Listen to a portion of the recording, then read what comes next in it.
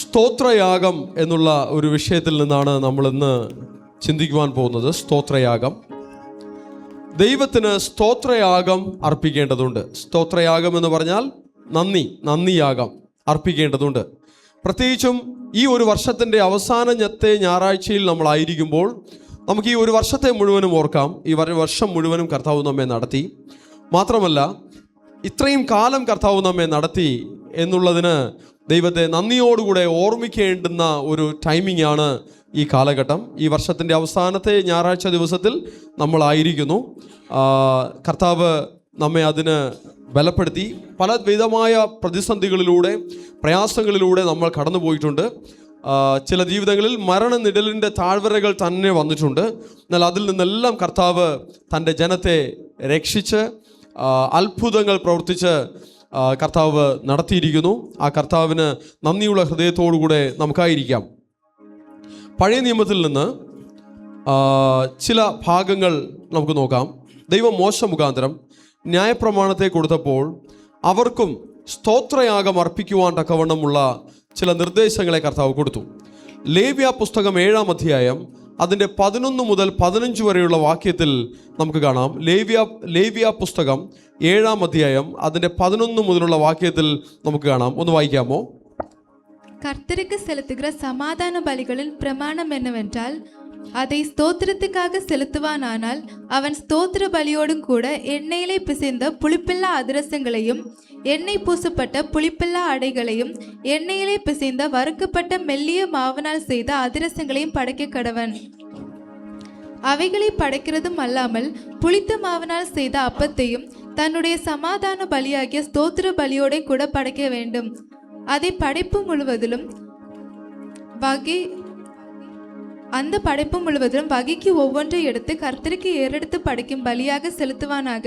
அது சமாதான பலியின் இரத்தத்தை தெளித்த ஆசாரியனுடையதாகும்.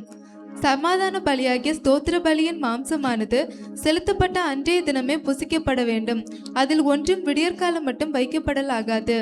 அவன் செலுத்தும் பலி பொருத்தனையாவது உற்சாக பலியாயாவது இருக்குமானால் அது செலுத்தப்படும் நாளிலும் அதில் மீதியானது மறுநாளிலும் புசிக்கப்படலாம். ഓക്കെ, അതായത് പഴയ നിയമത്തിൽ ന്യായപ്രമാണ മുഖാന്തരം ഇസ്രായേൽ മക്കൾക്ക് കർത്താവ് കൊടുത്ത ഒരു ചട്ടമാണ് ഇപ്പോൾ നമ്മൾ വായിച്ചു കേട്ടത്. അതായത് സ്തോത്രയാഗത്തെക്കുറിച്ച് അവിടെ പറയുന്നു, സമാധാനയാഗത്തെക്കുറിച്ച് പറയുന്നു, നന്ദി അർപ്പിക്കുന്നതിൻ്റെ ഭാഗമായി ദൈവത്തിന് അർപ്പിക്കുന്ന കാര്യങ്ങളെക്കുറിച്ച് പറയുന്നു. അത് ഇന്ന പ്രകാരം അർപ്പിക്കണമെന്നുള്ള നിർദ്ദേശങ്ങളും കൊടുക്കുകയാണ്. അവർ ആ യാഗത്തെ പുരോഹിതന്മാരുടെ അടുക്കൽ കൊണ്ടുവന്ന് ആ പുരോഹിതന്മാർ അതിനെ ആശീർവദിച്ച് എന്തൊക്കെ ചെയ്യണമെന്നുള്ള കാര്യങ്ങളെക്കുറിച്ചാണ് അവിടെ പറയുന്നത്. എന്നാൽ നമ്മൾ ആ പറയുന്ന ആ റിച്വൽസിൻ്റെ ബേസിസിൽ ഇന്ന സാധനങ്ങൾ, മാവ് കൊണ്ടുവരണം, എണ്ണ കൊണ്ടുവരണം, അതിനെക്കുറിച്ചല്ല നമ്മൾ ചിന്തിക്കുവാൻ പോകുന്നത്. ആ കാലഘട്ടത്തിൽ കർത്താവ് അങ്ങനെയുള്ള ചില ചട്ടങ്ങളെ അവർക്ക് ഇസ്രായേൽ മക്കൾക്ക് കൊടുത്തു. അവർ അത് ആചരിച്ചു. അത് ആചരിച്ച മക്കളുടെ മേൽ ദൈവത്തിൻ്റെ ആശീർവാദം ഉണ്ടായി. എന്നാൽ ഈ വേദഭാഗങ്ങൾ നമ്മൾ വായിക്കുമ്പോൾ ദൈവത്തിന് നന്ദിയാഗം അർപ്പിക്കണം എന്നുള്ള ഒരു ബോധ്യം ഇന്ന് ദൈവജനത്തിന് ഉണ്ടാകണം. അതാണ് നമ്മൾ ഇന്ന് ഈ വചനങ്ങളിൽ നിന്നും എടുക്കുന്ന ഒരു ദൈവിക സന്ദേശം. ഹല്ലേലൂയ. നന്ദിയാഗം ദൈവത്തിന് അർപ്പിക്കണം. നന്ദിയാഗം ദൈവത്തിന് അർപ്പിക്കുമ്പോൾ അതിന് അവർക്ക് വലിയ ചിലവുകളുണ്ട്. നമ്മൾ ഇന്ന് കർത്താവിൻ്റെ പാദത്തിൽ വന്ന് സ്തോത്രമെന്ന് പറഞ്ഞ് വായികൾ തുറന്ന് ദൈവത്തെ സ്തുതിച്ച് ആരാധിക്കുന്നതും ദൈവത്തിന് ഇഷ്ടമാണ്. അധരയാഗം, അതിനെക്കുറിച്ച് ഞാൻ പിന്നാലെ പറയാം. എബ്രായർക്ക് എഴുതിയ ലേഖനത്തിൽ അധരയാഗത്തെക്കുറിച്ച് പറയുന്നുണ്ട്. എന്നാൽ അതിലുപരി, അധരം കൊണ്ട് കർത്താവിനെ സ്തുതിക്കുന്ന യാഗത്തിലുപരി അവരുടെ നന്മകളിൽ ഒരു പങ്ക് കർത്താവിൻ്റെ പാദത്തിൽ കൊണ്ടുവന്ന് അർപ്പിക്കുന്ന ഒരു കാര്യത്തെ ദൈവം അവർക്ക് ഏൽപ്പിച്ചു. അവർ ചില വസ്തുവകകൾ കൊണ്ടുവന്ന് അർപ്പിക്കണം. നമ്മൾ കഴിഞ്ഞ ഞായറാഴ്ച ദിവസം ഒരു യാഗം, ഇതിന് സമാനമായ ഒരു യാഗം ലേലം നടത്തി. ഓക്കെ, അത് വളരെ അനുഗ്രഹിക്കപ്പെട്ട നിലയിൽ നടത്തുവാൻ കർത്താവ് കൃപ ചെയ്തു. അതിൽ പങ്കെടുത്ത എല്ലാ കുടുംബങ്ങളെയും കർത്താവ് സമൃദ്ധിയായി അനുഗ്രഹിക്കട്ടെ. ഞാൻ പറഞ്ഞിരുന്നു, എല്ലാ കുടുംബങ്ങളും മിനിമം ഒരു സാധനം കൊണ്ടുവരിക, മിനിമം ഒരു സാധനം വാങ്ങുക. തീർച്ചയായിട്ടും അതിനെ വിലമതിപ്പോടുകൂടെ പരിഗണിച്ച് ഏറ്റെടുത്ത ദൈവമക്കളുടെ മേൽ ഒരു സ്പെഷ്യലായിട്ടുള്ള ഒരു ബ്ലെസ്സിങ് ദൈവം തന്നു കഴിഞ്ഞു. ആൾറെഡി ആ ലേലം മുഖാന്തരമുള്ള ഒരു സാക്ഷിയെയും നമ്മൾ ആ ലേലത്തിൻ്റെ ഇടയിൽ കേട്ടു, അല്ലേ? എത്ര വർഷമായിട്ടാണ് ആ ബ്ലെസ്സിങ് കണ്ടിന്യൂ ചെയ്യുന്നത്? എത്ര വർഷമായിട്ട്? 13 വർഷമായിട്ട് ആ ബ്ലെസ്സിങ് കണ്ടിന്യൂ ചെയ്യുകയാണ്. ഞാൻ പറയുന്നത്, ദൈവാലയവുമായി ബന്ധപ്പെട്ട് ചെയ്യുന്ന ഏതൊരു കാര്യത്തിലും ഒരു അനുഗ്രഹം തുറന്നു വരുവാൻ ഒരു അവസരമുണ്ട്. നമ്മുടെ ജീവിതത്തിൻ്റെ ഏതൊരു മേഖലകളിലും വേണമെങ്കിലും ആശീർവാദം ഉണ്ടാകാം, അനുഗ്രഹം ഉണ്ടാകാം. ഒരു അത്ഭുത സാക്ഷിയെ നമ്മൾ കേട്ടു. ആ ലേലത്തിൽ പങ്കെടുത്തു, ആ പർട്ടിക്കുലർ വിഷയത്തിൽ ദൈവം ഇടപെട്ട ഒരു ഇടപെടൽ ഇന്ന് 13 വർഷമായിട്ടും തുടർന്നു വരുന്നു എന്ന് പറയുമ്പോൾ ദൈവത്തിൻ്റെ ആ ഒരു മഹത്വം അതിൽ വെളിപ്പെട്ടത് കൊണ്ടാണ്. Hallelujah, hallelujah. കർത്താവിൻ്റെ ആലയത്തിൽ, കർത്താവിൻ്റെ സന്നിധിയിൽ, കർത്താവിൻ്റെ നാമത്തിൽ, കർത്താവിൻ്റെ വേലയ്ക്കായി ദൈവജനം ചെയ്യുന്ന ഏതൊരു കാര്യത്തിലും ആശീർവാദം ഉണ്ടാകും. ഹല്ലേലൂയ. ദൈവത്തിന് പ്രസാദമുള്ള ഒരു യാഗമായി നമ്മുടെ യാഗങ്ങൾ മാറണമെന്ന് നമുക്ക് ആഗ്രഹിക്കാം. അതിനായി നമുക്ക് ഒരുങ്ങാം. നമ്മൾ പലപ്പോഴും ചിന്തിച്ചിട്ടുള്ള 2 യാഗങ്ങളുടെ ഒരു താരതമ്യമാണ് കയീനും ഹാബേലും യാഗം കഴിച്ചത്. കയീൻ യാഗം കഴിച്ചു, പോയി. എന്നാൽ ഹാബേൽ യാഗം കഴിച്ചു. അവിടെ എടുത്തു പറയുകയാണ്, ഹാബേലിലും അവൻ്റെ യാഗത്തിലും യഹോവ പ്രസാദിച്ചു. കയീൻ്റെ യാഗത്തിൽ പ്രസാദിച്ചു എന്ന് പറയുന്നില്ല. എന്നാൽ ഹാബേലിൻ്റെ യാഗത്തിൽ ദൈവം പ്രസാദിച്ചു. എന്താണ് ദൈവം ഹാബേലിൻ്റെ യാഗത്തിൽ പ്രസാദിക്കുവാൻ കാരണം? മേത്രമായത് ദൈവത്തിന് കൊടുക്കണം എന്നുള്ളൊരു ബോധം ഹാബേലിനുണ്ടായിരുന്നു. കയീൻ ആ ബോധമില്ലായിരുന്നു. കയീനുണ്ടായിരുന്ന ബോധം ദൈവത്തിന് കൊടുക്കണമെന്നൊരു ബോധമേ ഉണ്ടായിരുന്നുള്ളൂ. എന്നാൽ എങ്ങനെ കൊടുക്കണം, എന്ത് കൊടുക്കണം എന്നൊരു ബോധം കയീനില്ലായിരുന്നു. എന്നാൽ ഹാബേലിന് അതിൽ നിന്നും അല്പം കൂടെ ഉയർന്ന ഒരു ബോധമുണ്ടായിരുന്നു. എന്താണ് ആ ബോധം? കൊടുക്കണമെന്നുള്ള ബോധവുമുണ്ട്. കൊടുക്കണമെന്നുള്ള ബോധം മാത്രമല്ല, മേത്രമായത് കൊടുക്കണം, മേധസ്സിൽ നിന്ന് കൊടുക്കണം, ബെസ്റ്റായത് കൊടുക്കണം, സ്പെഷ്യലായിട്ട് കൊടുക്കണം എന്നൊരു ബോധം ഹാബേലിനുണ്ടായിരുന്നു. ആ ബോധത്തോടുകൂടെ താൻ ചെയ്ത യാഗമാണ് ദൈവത്തിൻ്റെ പ്രസാദത്തെയും ആശീർവാദത്തെയും കൊണ്ടുവന്നത്. ഹല്ലേലൂയ. ദൈവത്തിന് ആരാധന കൊടുക്കുമ്പോൾ, സ്തുതി കൊടുക്കുമ്പോൾ, അപ്പോഴും ദൈവമക്കളുടെ മനസ്സിൽ ഇങ്ങനെ ഒരു ബോധം വേണം, ബെസ്റ്റായിട്ട് കർത്താവിന് കൊടുക്കണം. ഇന്ന് ഞാൻ ദൈവത്തിൻ്റെ ആലയത്തിൽ കർത്താവിനെ സ്തുതിക്കുമ്പോൾ മേത്രമായി ദൈവത്തെ ആരാധിക്കണം. ആമേൻ, ഹല്ലേലൂയ. പൂർണ്ണ ഹൃദയത്തോടെ ഞാൻ ദൈവത്തെ സ്തുതിക്കണം. എല്ലാം മറന്ന് ഞാൻ കർത്താവിനെ മഹത്വപ്പെടുത്തണം. വചനം അതാണ് പറയുന്നത്, നിന്റെ ദൈവമായ കർത്താവിനെ നീ പൂർണ്ണ ഹൃദയത്തോടും, പൂർണ്ണ മനസ്സോടും, പൂർണ്ണാത്മാവോടും, പൂർണ്ണ ശക്തിയോടും കൂടെ സ്നേഹിക്കണം. നാം കർത്താവിൻ്റെ പാദത്തിൽ കർത്താവിനെ ആരാധിപ്പാൻ കൂടി വരുന്ന ഈ ഒരു അവസരം, അത് ദൈവത്തെ ഇങ്ങനെ പ്രസാദിപ്പിക്കുവാനുള്ള ഒരു നല്ലൊരു അവസരമാണ്. ഹല്ലേലൂയ. കർത്താവിൻ്റെ പാദത്തിൽ ദൈവജനം ഇരിക്കുമ്പോൾ സ്തുതി സ്തോത്രങ്ങളിൽ നമുക്ക് കവിഞ്ഞിരിക്കാം. നമ്മുടെ ഹൃദയത്തെ പ്രത്യേകം ശ്രദ്ധിക്കാം. ഹൃദയത്തിൽ സ്തുതി ഉണ്ടായിരിക്കട്ടെ. ഹൃദയത്തിൽ കർത്താവിനായി പൊങ്ങി വരുന്ന സ്തുതി സ്തോത്രങ്ങൾ ഉണ്ടായിരിക്കട്ടെ. ഹല്ലേലൂയ. മറ്റു ശ്രദ്ധകളിൽ നിന്നെല്ലാം മാറി കർത്താവിനെ മാത്രം ധ്യാനിച്ച്, ക്രൂശിനെ മാത്രം ധ്യാനിച്ച് ദൈവത്തിന് സ്തോത്രം ചെയ്യുവാൻ, കർത്താവിനെ ആരാധിപ്പാനുള്ള ഒരു ശ്രദ്ധ നമ്മളിൽ ഉണ്ടാകട്ടെ. ഹല്ലേലൂയ. എങ്ങനെയെങ്കിലും കർത്താവിൻ്റെ പാദത്തിൽ വന്നിരുന്നാൽ പോരാ. നമ്മുടെ ശരീരം എവിടെയും, അല്ലെങ്കിൽ ഇങ്ങനെ പറഞ്ഞാൽ ഉടൽ എവിടെയും മനസ്സ് വേറെ എവിടെയും ആയിരുന്നാൽ പോരാ. ശരീരം ഇവിടെ ഉള്ളതുപോലെ തന്നെ മനസ്സും ഇവിടെ ഉണ്ടാകണം. മനസ്സോടെ കർത്താവിനെ സ്തുതിക്കണം, മനസ്സോടെ കർത്താവിനെ ആരാധിക്കണം. നമ്മുടെ പാളിച്ചകളെ നമ്മൾ കണ്ടെത്തണം. അടുത്തിരിക്കുന്നവരുടെ കൈപിടിച്ച് പറഞ്ഞേ, നമ്മുടെ പാളിച്ചകളെ, നമ്മുടെ കുറവുകളെ നമുക്ക് കണ്ടെത്താം. അടുത്തവരുടേതല്ല, മതി. ചില ആളുകൾക്ക് തൊട്ടടുത്തിരിക്കുന്ന ആളിൻ്റെ മറ്റുള്ളവരുടെ കുറവ് കണ്ടെത്തുവാൻ ഒരു ടെൻഡൻസി ഉണ്ട്. ഈ ടെൻഡൻസി എന്ത് ടെൻഡൻസിയാണ്? ഇതൊരു ജഡത്തിൻ്റെ പ്രവൃത്തിയാണ്. ഇത് ദൈവം ആഗ്രഹിക്കുന്ന ഒരു കാര്യമല്ല. ഞാനിവിടെ നിന്ന് പ്രസംഗിക്കുമ്പോൾ കുറവുകളെല്ലാം വിളിച്ചു പറയും. അത് ബോധം വരുത്താൻ വേണ്ടിയിട്ടാണ്. എന്നാൽ കുറവ് പറയുന്നത് തന്നെ ഒരു ശീലമാക്കി മാറ്റിയാലോ അത് പിശാചിൻ്റെ കാറ്റഗറിയിൽ പെടും. കുറ്റപ്പെടുത്തുവാൻ വേണ്ടി മാത്രം നിയോഗിക്കപ്പെട്ട സാത്താന്മാരുണ്ട്. ആ സാത്താൻ്റെ സന്തതിയായി മാറരുത്. മറ്റുള്ളവരെ തരം താഴ്ത്തുവാൻ, നിന്ദിക്കുവാൻ, പരിഹസിക്കുവാൻ, ദുഷിക്കുവാൻ മാത്രം നിന്റെ നാവ് വളയ്ക്കുന്ന രീതിയിൽ ആയാൽ അത് ശാപത്തെ കൊണ്ടുവരും. അത് നിന്റെ ആരോഗ്യത്തെ തകർക്കും, നിന്റെ അനുഗ്രഹങ്ങളെ ചോർത്തിക്കളയും, ദൈവത്തിൻ്റെ കൃപയെ അത് ചോർത്തിക്കളയും, ദൈവത്തിൻ്റെ അഭിഷേകത്തെ അത് ചോർത്തിക്കളയും, ദൈവത്തിൻ്റെ നന്മകളെ അത് ചോർത്തിക്കളയും, ദൈവത്താൽ പ്രാപിക്കുന്ന വാഗ്ദത്തങ്ങൾ അത് വൈകിപ്പോകും, ദൈവത്തിൽ നിന്ന് ലഭിക്കുന്ന പല കാര്യങ്ങളും നിന്നുപോകും, അല്ലെങ്കിൽ ഉള്ളത് ചോർന്നു പോകും.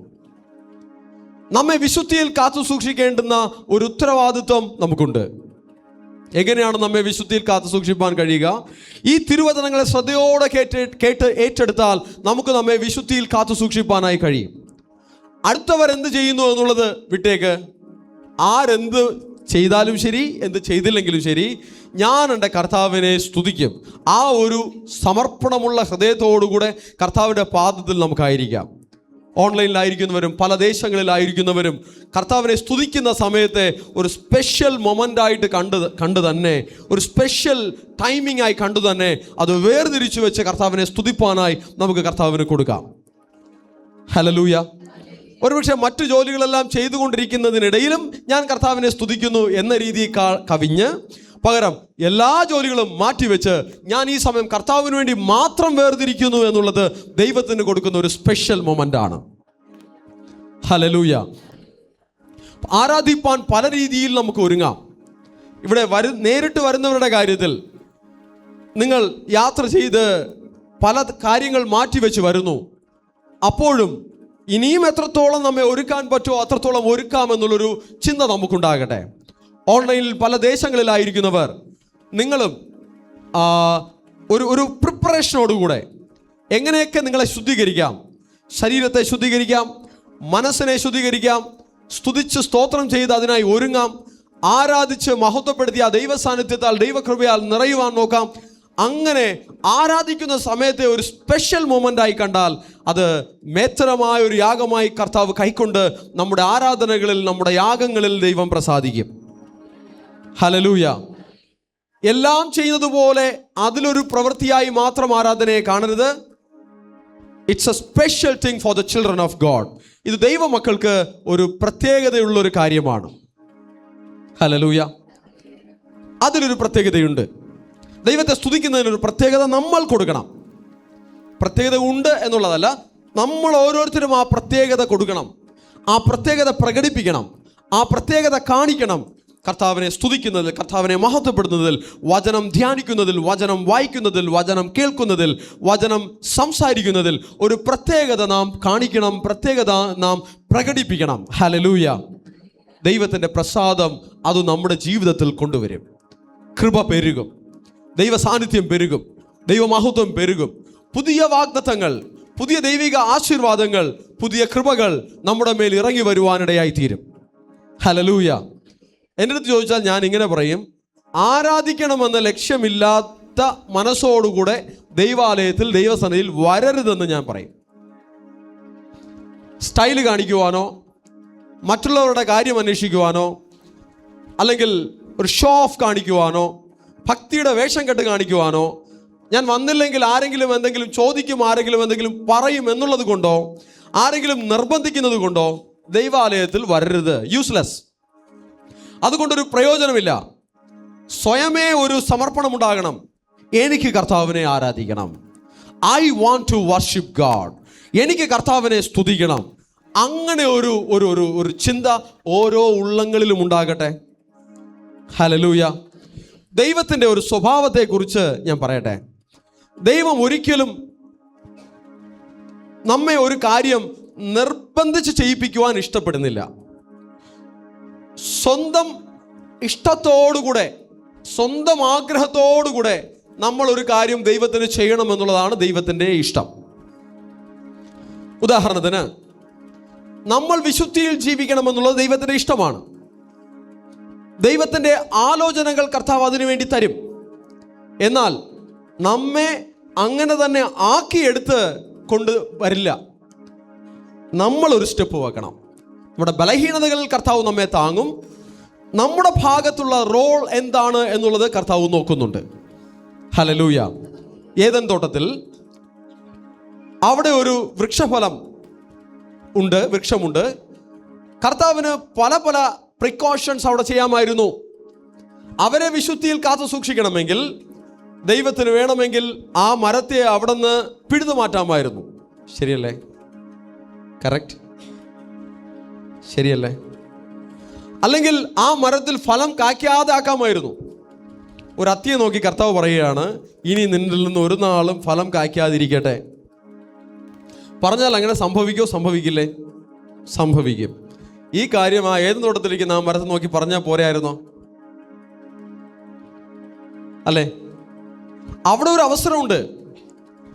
ഇവിടെ കർത്താവ് ശ്രദ്ധിക്കുന്ന ഒരു കാര്യം എന്താണെന്നാൽ, ഓക്കെ, അവസരമുണ്ടെങ്കിലും, തെറ്റ് ചെയ്യുവാൻ അവസരമുണ്ടെങ്കിലും, പാപം ചെയ്യുവാൻ അവസരമുണ്ടെങ്കിലും, ആ അവസരം ഉണ്ടായിരിക്കെ തന്നെ സ്വന്തം ഇഷ്ടത്തോടുകൂടെ അതിനെ ഒഴിവാക്കുവാൻ ഉള്ള ഒരു ഹൃദയമുണ്ടോ എന്നാണ് കർത്താവ് പരിശോധിക്കുന്നത്.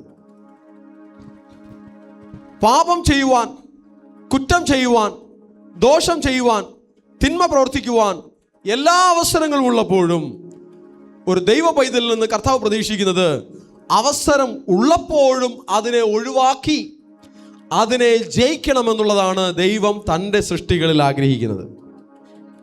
ഹൗവ ആ പഴം പറിച്ച് തിന്നാൻ പോയപ്പോൾ ഓൺ ദ വേയിൽ ദൈവത്തിന് വേണമെങ്കിൽ ഹൗവയെ ബ്ലോക്ക് ചെയ്യാമായിരുന്നു. ശരിയല്ലേ? ദൈവം ബ്ലോക്ക് ചെയ്തില്ല. ഓഡിയോ മിക്സിങ്ങിൽ എന്തോ സംതിങ് ഇത് തകരാറുണ്ട്. എന്നെ കൂടുതൽ അബ്സോർവ് ചെയ്യുന്നു, സൗണ്ട് അബ്സോർവ് ചെയ്യുന്നു. ഓക്കെ, ശ്രദ്ധിക്കൂ. അതായത് ഓക്കെ അപ്പോൾ അതായത് വേണമെങ്കിൽ ഹൗവയെ ഓൺ ദ വേയിൽ ഒരു ദൂതനെ വിട്ട് തടയാമായിരുന്നു. ഒരു പ്രവാചകൻ ഇസ്രായേൽ ജനത്തെ ശപിക്കുവാൻ വേണ്ടി അവനെ ഒരു രാജാവ് വശീകരിച്ചു കൊണ്ടുപോകുമ്പോൾ, ഓക്കെ, അവിടെ ഒരു ദൂതൻ നിന്ന് തടസ്സപ്പെടുത്തുകയാണ്. അങ്ങനെ ഒരു തടസ്സം ഇവിടെ ഹൗവയ്ക്കുണ്ടായില്ല. ദൈവം എന്താണ് ഉദ്ദേശിച്ചതെന്ന് അറിയാമോ? സ്വർഗത്തിൽ മറ്റൊരു സംഭവം നേരത്തെ ഉണ്ടായി. ഒരു ദൂതനും സംഘവും, അവർക്ക് ഹൃദയത്തിൽ ഒരു ചിന്തയുണ്ടായി. ദൈവത്തിൻ്റെ സിംഹാസനത്തെക്കാൾ ഉയരത്തിൽ ഞാൻ എൻ്റെ സിംഹാസനം വെക്കും എന്ന് ഒരു ചിന്തയുണ്ടായി. അപ്പോൾ തന്നെ ദൈവം അവരെ അവർക്കുള്ള പൊസിഷനിൽ നിന്നും താഴെ തള്ളിയിട്ടു. അവർ ദൈവത്തിന് കീഴ്പ്പെട്ട് നിൽക്കാതവണ്ണം, ദൈവത്തിന് റെസ്പെക്റ്റ് കൊടുക്കാതവണ്ണം, അവർ ദൈവത്തോട് മത്സരിക്കുന്ന ഒരു ചിന്താഗതി ഉണ്ടായപ്പോൾ ദൈവം അവരെ അവരുടെ പൊസിഷനിൽ നിന്നും മാറ്റി. അവരുടെ മുന്നിലുള്ള ദൈവത്തിൻ്റെ വെല്ലുവിളിയാണ് ദൈവത്തിൻ്റെ സ്വന്തം രൂപത്തിലും സ്വന്തം സാദൃശ്യത്തിലും സൃഷ്ടിക്കപ്പെട്ട മനുഷ്യൻ. ഈ മനുഷ്യനെ തള്ളിയിടുക എന്നുള്ളത് ഈ വീണുപോയ ദൂതന്മാരുടെ ലക്ഷ്യമാണ്. അവരുടെ തള്ളിയിടുക എന്നുള്ളത് അവരുടെ തന്ത്രമാണ്, അവരുടെ ലക്ഷ്യമാണ്. ഈ മനുഷ്യനെ തള്ളിയിട്ട് കഴിഞ്ഞാൽ, ഈ മനുഷ്യൻ വീണുപോയാൽ ദൈവത്തെ അവർ ജയിച്ചു എന്ന് അവർ കണക്കാക്കുന്നു. എന്നാൽ ദൈവത്തിൻ്റെ പദ്ധതി എന്താണെന്നറിയാമോ? വീണുപോയ ഇതേ മനുഷ്യരിൽ നിന്നും പിശാചിനെ ജയിക്കുന്ന ഒരു കൂട്ടം വീണ്ടെടുക്കപ്പെട്ട, യേശുവിൻ്റെ രക്തത്താൽ വീണ്ടെടുക്കപ്പെട്ട, ലോകം ജഡം പിശാചിനെ ജയിച്ച ഒരു കൂട്ടം ദൈവജനം എഴുന്നേൽക്കും എന്നുള്ളതാണ് ദൈവത്തിന് പിശാചിനോടുള്ള വെല്ലുവിളി.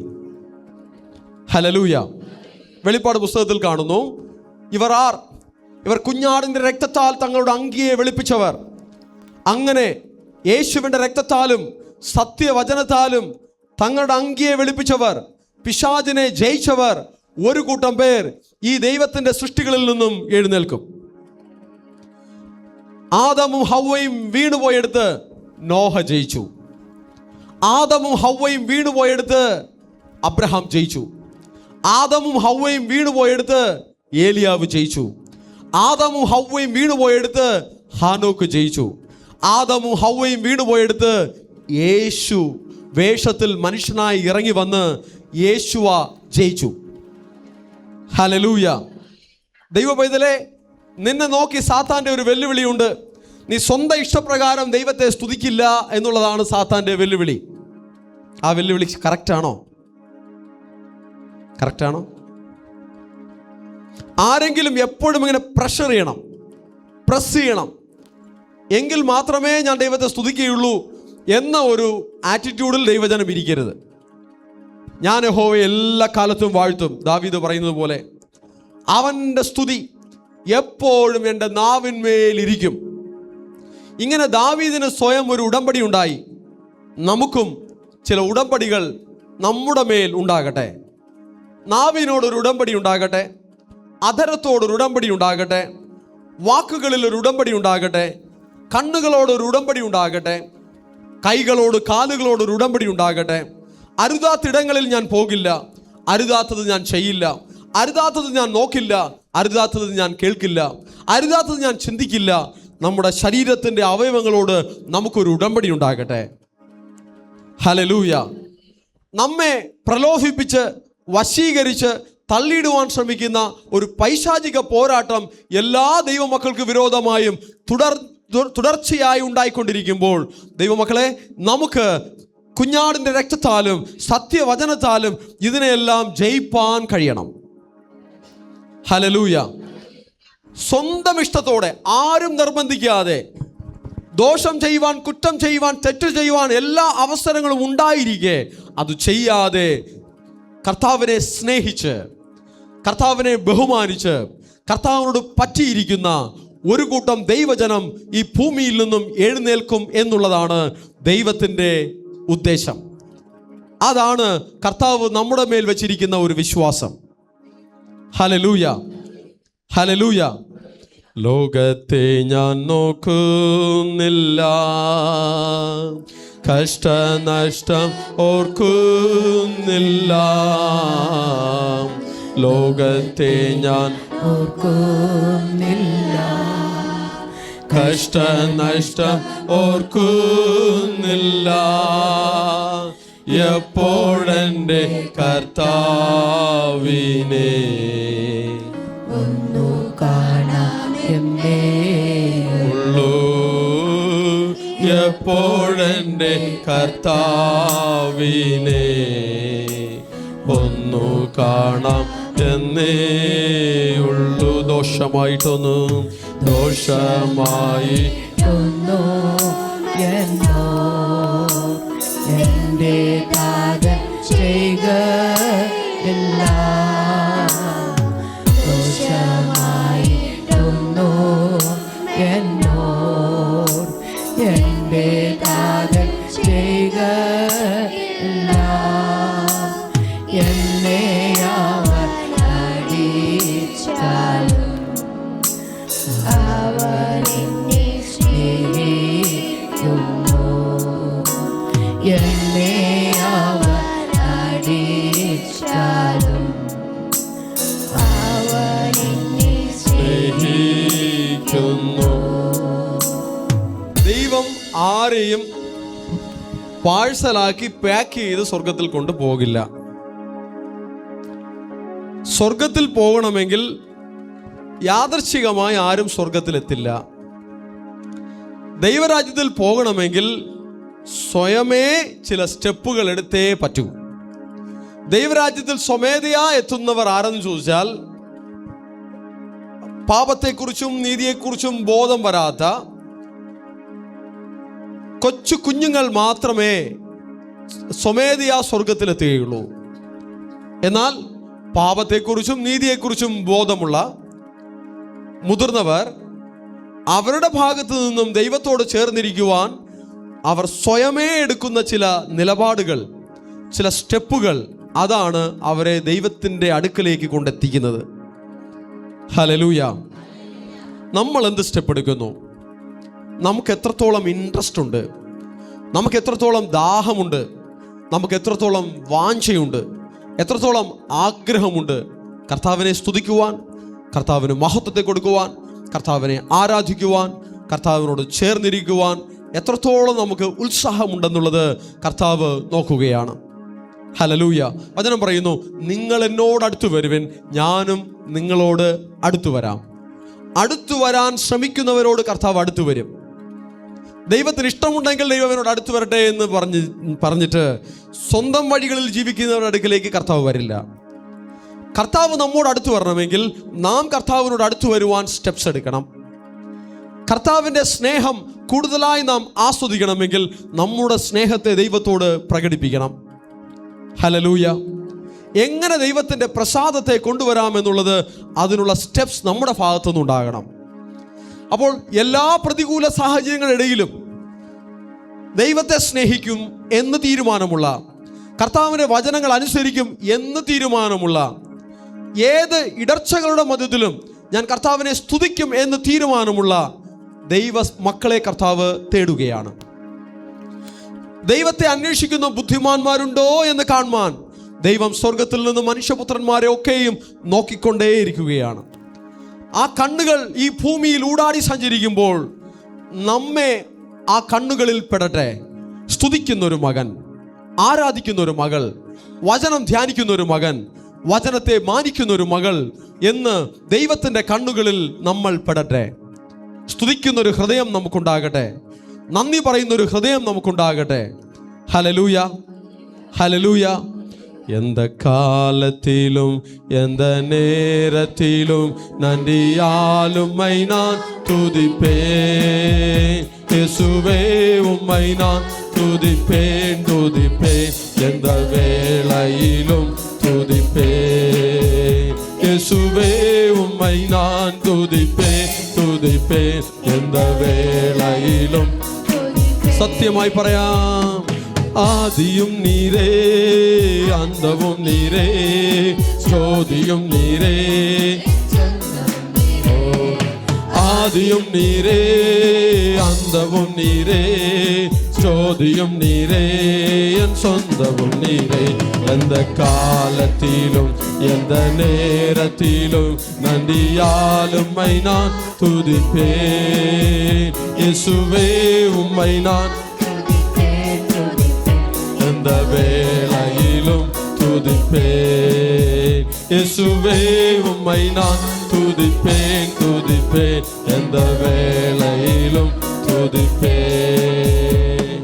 ചില വാക്യങ്ങളിലേക്ക് നമുക്ക് വേഗത്തിൽ പോകാം. ലേവ്യ പുസ്തകം 22:29 വായിച്ചു കേൾക്കാം. கர்த்தருக்கு ஸ்தோத்திர பலியை செலுத்துவீர்கள் ஆனால் മനഃപൂർവ്വമായി அதை செலுத்துவீர்களாக. ആമേൻ. യഹോവയ്ക്ക് സ്തോത്രയാഗം അർപ്പിക്കുമ്പോൾ അത് പ്രസാദമാകത്തക്കവണ്ണം അർപ്പിക്കണം. അല്പം കൂടെ വ്യക്തമായി പറഞ്ഞാൽ അതിൻ്റെ മറ്റൊരർത്ഥം എങ്ങനെയാണ്? ദൈവത്തിന് സ്വമേധയാ അർപ്പിക്കണം, ഇഷ്ടപ്പെട്ട് അർപ്പിക്കണം. ആ മനസ്സിൽ ദൈവത്തിന് ഇഷ്ടമുണ്ടാകണം. ഹല്ലേലൂയ. നിർബന്ധത്താലല്ല. കർത്താവിന് കൊടുക്കുന്നത് സന്തോഷത്തോടെ കൊടുക്കണം. എങ്ങനെ കൊടുക്കണം? അടുത്തിരിക്കുന്നവർ കൈ പിടിച്ച് പറയാം. സന്തോഷത്തോടെ കൊടുക്കുന്നവനെ ദൈവം സ്നേഹിക്കുന്നു. ഓക്കെ. കർത്താവിന് സ്തോത്രയാഗങ്ങൾ, ആരാധന കൊടുക്കുമ്പോഴും സന്തോഷത്തോടെ കൊടുക്കണം. കാണിക്കകൾ കൊടുക്കുമ്പോഴും സന്തോഷത്തോടെ കൊടുക്കണം. മുറുമുറുപ്പോടെ കൊടുക്കരുത്, ദുഃഖത്തോടെ കൊടുക്കരുത്, ഒരു ഭയഭക്തി ഇല്ലാതെ കൊടുക്കരുത്, വിശ്വാസമില്ലാതെ കൊടുക്കരുത്. കൊടുക്കുമ്പോൾ അതിൽ ആശീർവാദമുണ്ട്. കർത്താവിനെ അംഗീകരിക്കണം, കർത്താവിനെ മാനിക്കണം. എൻ്റെ സമ്പത്തിനെ കർത്താവ് അനുഗ്രഹിക്കണം, എൻ്റെ ആരോഗ്യത്തെ കർത്താവ് അനുഗ്രഹിക്കണം, കർത്താവിൻ്റെ നാമത്തിന് മഹത്വം ഉണ്ടാകണം, കർത്താവിൻ്റെ വേലകൾ നല്ലവണ്ണം നടക്കണം, കർത്താവിൻ്റെ ആലയത്തിന് ഇത് പ്രയോജനമുണ്ടാകണം എന്ന ആഗ്രഹത്തോടെ കൊടുത്തു നോക്ക്. കൊടുക്കുന്ന ഓരോ ആ ഒരു യാഗത്തിലും ദൈവത്തിൻ്റെ ആശീർവാദം ഉണ്ടാകും, ദൈവത്തിൻ്റെ പ്രസാദം ഉണ്ടാകും. കർത്താവിന് കൊടുത്താൽ, അത് കൊടുക്കേണ്ട വിധത്തിൽ കൊടുത്താൽ നിശ്ചയം അനുഗ്രഹം ഉണ്ടാകും. കൊടുപ്പിൻ എന്നാൽ നിങ്ങൾക്ക് കിട്ടും. കൊടുത്ത് വാങ്ങാം, കൊടുത്ത് വാങ്ങാം. ദൈവത്തിൻ്റെ പോളിസി ഇതാണ്. ലോകത്തിൻ്റെ പോളിസി എന്നാൽ കൊടുത്താൽ കുറഞ്ഞു പോകും. എന്നാൽ ദൈവത്തിൻ്റെ പോളിസി എന്താണെന്ന് അറിയാമോ? കൊടുത്താൽ കിട്ടും. Hallelujah, hallelujah. ഏതെല്ലാം വിധത്തിൽ കർത്താവിന് കൊടുക്കാമോ ആ വിധത്തിലെല്ലാം ദൈവത്തിന് കൊടുക്കുവാനുള്ള ഒരു ശ്രദ്ധ നമുക്കുണ്ടാകട്ടെ. ഇന്ന് നാം സമയം കൊടുക്കുകയാണ്. ഓക്കെ. യാത്രകൾ ചെയ്തു വന്ന് കർത്താവിൻ്റെ പാദത്തിൽ സമയങ്ങൾ ചിലവഴിക്കുകയാണ്. വിശ്വസിപ്പിൻ, എൻ്റെ ആയുസ്സിനെ കർത്താവ് അനുഗ്രഹിക്കുമെന്ന് വിശ്വസിപ്പിൻ. എൻ്റെ തലമുറകളുടെ ആയുസ്സിനെ കർത്താവ് അനുഗ്രഹിക്കുമെന്ന് വിശ്വസിപ്പിൻ. കൊടുത്താൽ കിട്ടും. കർത്താവിൻ്റെ ആലയത്തിൽ ഇരിക്കുമ്പോൾ ഉത്സാഹമുള്ള ഹൃദയത്തോടുകൂടെ ഇരുന്നാൽ അതിന് ബ്ലെസ്സിംഗ് ഉണ്ട്. ഒരു പക്ഷേ കൊച്ചു കുഞ്ഞുങ്ങൾ, അവർക്ക് ആ ദൈവസ്നേഹം കറക്റ്റായിട്ട് തിരിച്ചറിയാൻ പറ്റിയില്ല എങ്കിൽ, ഒരുപക്ഷെ അപ്പനമ്മമാർ വരുന്നത് കൊണ്ടോ അവർ നിർബന്ധിക്കുന്നത് കൊണ്ടോ മാത്രം അവർ ഇവിടെ വന്ന് ഇരുന്നേക്കാം. എന്നാൽ കാര്യങ്ങൾ തിരിച്ചറിയുന്ന മക്കൾ അങ്ങനെ ആകരുത്. ഓക്കെ, ഈ തിരിച്ചറിവ് വരാത്ത കുഞ്ഞുങ്ങളെ പോലെ ആകരുത്. പകരം ഞാൻ കർത്താവിനെ ആരാധിക്കും, ഞാൻ കർത്താവിനെ സ്തുതിക്കും, എൻ്റെ സ്നേഹത്തെ ഞാൻ പ്രകടിപ്പിക്കും, എൻ്റെ ആരാധന ഞാൻ കർത്താവിന് കൊടുക്കും എന്ന ബോധ്യത്തോടുകൂടെ കർത്താവിൻ്റെ പാദത്തിലിരുന്നാൽ വിശ്വസിപ്പിൻ, അതിന് തീർച്ചയായും ദൈവത്തിൻ്റെ പ്രതികരണം അനുഗ്രഹമായി, നന്മയായി, വിടുതലായി, സൗഖ്യമായി നമ്മുടെ ജീവിതത്തിൽ വെളിപ്പെട്ടു വരും. ഹല്ലേലൂയ. ഒരു ദൈവ പൈതൽ കർത്താവിൻ്റെ നാമത്തിൽ എന്തു ചെയ്താലും അതിന് അനുഗ്രഹം ഉണ്ടാകും. ഉണ്ടാകില്ലേ? ഉണ്ടാകും. അബ്രഹാമിനെ നോക്കി കർത്താവ് പറഞ്ഞു, നിന്നെ അനുഗ്രഹിക്കുന്നവരെ ഞാൻ അനുഗ്രഹിക്കും. ആമേൻ, ഹല്ലേലൂയ. നിന്നെ അനുഗ്രഹിക്കുന്നവരെ ഞാൻ അനുഗ്രഹിക്കും. ഇസ്രായേലിനോട് ആരെല്ലാം കരുണ കാണിക്കുന്നുവോ അവരോട് ദൈവം കരുണ കാണിക്കും. ആമേൻ. ദൈവത്താൽ തിരഞ്ഞെടുക്കപ്പെട്ട അഭിഷിക്തരോട് ആരെല്ലാം ദയ കാണിക്കുന്നുവോ അവരോട് ദൈവം ദയ കാണിക്കും. എന്നാൽ ആരെല്ലാം ദൈവത്താൽ തിരഞ്ഞെടുക്കപ്പെട്ട ദൈവമക്കളോട് വിഘടിച്ചു നിൽക്കുന്നുവോ അവരോട് ദൈവവും വിഘടിച്ചു നിൽക്കും. എന്ന് പറഞ്ഞാൽ എതിർത്തു നിൽക്കും. അപ്പോൾ ഈ ലോകത്തിൽ കാണുന്ന എല്ലാ മനുഷ്യരും ഒരേ കാറ്റഗറി അല്ല. പലരും പല കാറ്റഗറിയാണ്. ചിലരെ എന്ത് ചെയ്താലും ഒരു പ്രതികരണവും ഒരിടത്തുനിന്നും ഉണ്ടാകില്ല. രാജ്യത്തു നിന്നും ഉണ്ടാകില്ല, നിയമവ്യവസ്ഥയിൽ നിന്നും ഉണ്ടാകില്ല, സ്വർഗത്തിൽ നിന്നും ഉണ്ടാവില്ല. എന്നാൽ ചിലർ, സ്വർഗത്തിന് സ്പെഷ്യൽ ആയിട്ടുള്ള ചിലരുണ്ട്. അവർക്കെതിരെ ചിന്തിച്ചാൽ പോലും ദൈവത്തിൻ്റെ പ്രവൃത്തി ഉണ്ടാകും. അവർക്കെതിരെ വിരലണക്കിയാൽ പോലും ദൈവത്തിൻ്റെ പ്രവൃത്തി ഉണ്ടാകും. അവർക്കെതിരെ സംസാരിച്ചാൽ ദൈവത്തിൻ്റെ പ്രവൃത്തി ഉണ്ടാകും. ദൈവത്തിൻ്റെ തിരഞ്ഞെടുക്കപ്പെട്ട പാത്രങ്ങൾക്കെതിരെ ഒരു വീട്ടിലിരുന്ന് പരദൂഷണം പറഞ്ഞാൽ ആ വീട് ശപിക്കപ്പെടും. ദൈവത്തിൻ്റെ അഭിഷിക്തർക്കെതിരെ നിസ്സാരമായി വാക്കുകൾ പറയുന്നത് അവരുടെ ജീവിതത്തിൽ കൃപ നഷ്ടപ്പെടുവാനും ശാപം വരുവാനും കാരണമാകും. ഹല്ലേലൂയ. നിങ്ങൾ അനുഗ്രഹത്തെ ഇഷ്ടപ്പെടുന്നവരാണ്. എല്ലാവർക്കും ഇഷ്ടമുണ്ട് നമുക്ക് ആശീർവാദം വേണമെന്ന്. ആ ഇഷ്ടം മാത്രം പോരാ, അതിൻ്റെ രഹസ്യങ്ങൾ കൂടെ തിരിച്ചറിയണം. നിസ്സാരമായി നാക്കു വളച്ച് ആർക്കെങ്കിലുമെതിരെ എന്തെങ്കിലും വിളിച്ചു പറയുന്ന ഒരു സ്വഭാവമുണ്ടെങ്കിൽ മനസ്സിലാക്കുക, അത് ശാപത്തെ കൊണ്ടുവരും, അത് തകർച്ചയെ കൊണ്ടുവരും, അത് തലമുറകളുടെ ജീവിതത്തിൽ കോംപ്ലിക്കേഷൻസ് കൊണ്ടുവരും. നാക്ക് സൂക്ഷിച്ചുപയോഗിക്കണം. അനാവശ്യമായി എന്തെങ്കിലും തോന്നിയതുപോലെ വിളിച്ച് സംസാരിക്കരുത്. തോന്നിയതുപോലെ എന്തെങ്കിലും വിളിച്ചു പറയരുത്. പറയുന്ന ഓരോ വാക്കുകൾക്കും കണക്ക് ബോധിപ്പിക്കേണ്ടി വരുമെന്ന് തിരുവചനം നമ്മെ പഠിപ്പിക്കുകയാണ്. ഹല്ലേലൂയ. ഒരു വാക്ക് പറയുവാൻ ശങ്കിക്കണം. അതാണ് ഒരു ഭക്തന്റെ സ്വഭാവം. നിസ്സാരമായി ഒന്നും പറയില്ല, അറിയാത്തതൊന്നും പറയില്ല, റൂമറുകൾ കേട്ട് അതിൻ്റെ ഒപ്പം നിൽക്കില്ല. പകരം പറയേണ്ട രീതിയിൽ തിരുവഴുത്തിൻ്റെ ബേസിസിൽ ദൈവകരങ്ങളിൽ കൊടുത്ത് ഓരോ കാര്യത്തോടും സമീപിക്കുമ്പോൾ ദൈവ പൈതൽ സേഫ് ആയിരിക്കും. ഹല്ലേലൂയ. ഇപ്പോൾ നാം വായിച്ചു കേട്ട വചനത്തിൽ പ്രസാദമാകത്തക്കവണ്ണം അർപ്പിക്കണം. എങ്ങനെ അർപ്പിക്കണം? പ്രസാദമാകത്തക്കവണ്ണം അർപ്പിക്കണം. ഒരിക്കൽ കർത്താവ് ആലയത്തിലിരിക്കുമ്പോൾ ഒരു വിധവ വന്ന് 2 കാശ് അർപ്പിക്കുകയാണ്. 2 കാശിട്ടു, ഒരു വിധവ ഇട്ടു. മറ്റനേകർ വന്ന് കൂടുതൽ പണം ഇടുന്നുണ്ട്. പക്ഷേ ആ വിധവ അവൾക്ക് ഉള്ള ഉപജീവന മാർഗം, ഒരു ദിവസം കിട്ടുന്ന ഉപജീവന മാർഗം മുഴുവനുമാണ് അർപ്പിച്ചത്, ഒട്ടും ബാക്കി വെച്ചിട്ടില്ല. ഭണ്ഡാരത്തിൽ, ദൈവാലയത്തിൽ, ദൈവനാമത്തിൽ, ദൈവവേലയ്ക്കായി, കർത്താവിൻ്റെ രാജ്യത്തിനായി അവൾക്കുള്ള ഒരു ദിവസത്തെ സമ്പത്ത് മുഴുവനും അവൾ അർപ്പിച്ചു. കർത്താവ് പറയുകയാണ്, ഇവൾ എല്ലാവരെക്കാളും അധികം ഇട്ടിരിക്കുകയാണ് എന്ന് പറയുകയാണ്. ഹല്ലേലൂയ. അതിന് ഞാൻ നമ്മുടെ ഭാഷയിൽ പറയാം. ഒരാളിന് ഒരു ദിവസം ഒരു 100 രൂപ ശമ്പളം ഉണ്ടെങ്കിൽ, എനിക്ക് തോന്നുന്നു 100 രൂപ ശമ്പളമുള്ളവരാരും ഇല്ല. ഒരു എക്സാമ്പിൾ പറയാം. ഓക്കെ, 1000 രൂപ കേട്ടോ.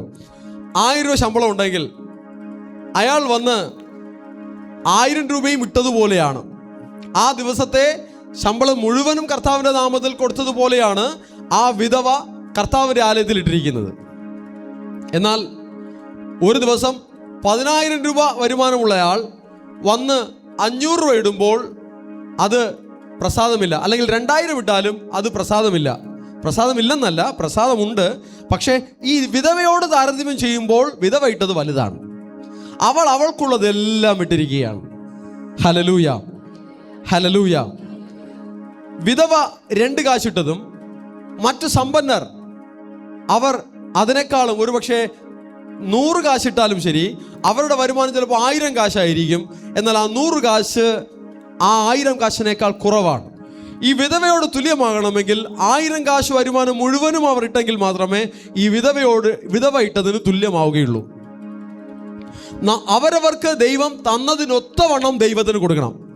അത് സമയം ചെലവഴിക്കുന്നതായാലും ശരി, ആരോഗ്യം ചെലവഴിക്കുന്നതായാലും ശരി, സമ്പത്തിൻ്റെ ഭാഗം കൊടുക്കുന്നതായാലും ശരി, കാണിക്കകൾ കൊടുക്കുന്നതായാലും ശരി, സാക്ഷികൾ പറയുന്നതായാലും ശരി, കർത്താവിൻ്റെ ആലയത്തിലെ വേലകൾ ചെയ്യുന്നതായാലും ശരി, കർത്താവിൻ്റെ നാമത്തിൽ ചെയ്യുന്ന എല്ലാ കാര്യത്തിലും ഒരു സമർപ്പണത്തോടുകൂടെ, ഒരു ഇഷ്ടത്തോടുകൂടെ, ഒരു പ്രാർത്ഥനയോടുകൂടെ, ഒരു വിശ്വാസത്തോടുകൂടെ ദൈവം പ്രസാദിക്കത്തക്കവണ്ണം നമ്മളത് ചെയ്യണം.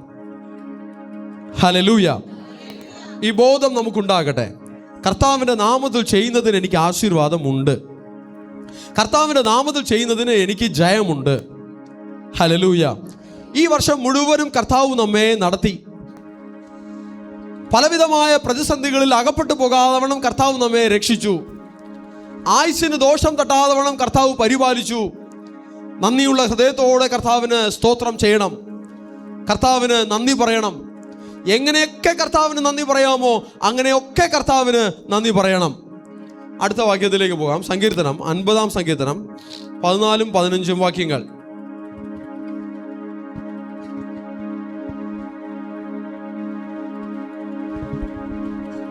நீ தேவனுக்கு ஸ்தோத்திர பலியிட்டு உன்னதமானவருக்கு உன் பொருத்தனைகளை செலுத்தி ஆபத்து காலத்தில் என்னை நோக்கி கூப்பிடு, நான் உன்னை விடுவிப்பேன், நீ என்னை மகிமைப்படுத்துவாய்.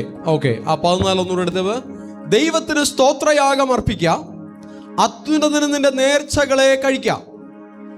ഓക്കെ, എന്നാൽ എന്ത് സംഭവിക്കും? അടുത്ത വാക്യത്തിൽ കഷ്ടകാലത്ത് എന്നെ വിളിച്ചപേക്ഷിക്കുക, ഞാൻ നിന്നെ വിടുവിക്കുകയും നീ എന്നെ മഹത്വപ്പെടുത്തുകയും ചെയ്യും. കഷ്ടകാലത്തിൽ ആരുടെ നിലവിളി ദൈവം കേൾക്കും? കഷ്ടകാലത്തിൽ ആരുടെ പ്രാർത്ഥന ദൈവം കേൾക്കും? നേർച്ചകൾ അർപ്പിക്കുന്നവർ, ദൈവത്തിന് സ്തോത്രയാഗം അർപ്പിക്കുന്നവർ, സന്തോഷകാലത്തിലും കർത്താവിന് കൊടുക്കുന്നവർ, സന്തോഷകാലത്തിലും കർത്താവിന് മഹത്വപ്പെടുത്തുന്നവർ, അവരുടെ പ്രാർത്ഥനകളെ ദൈവം അവരുടെ കഷ്ടതകാലത്തിൽ കേൾക്കും.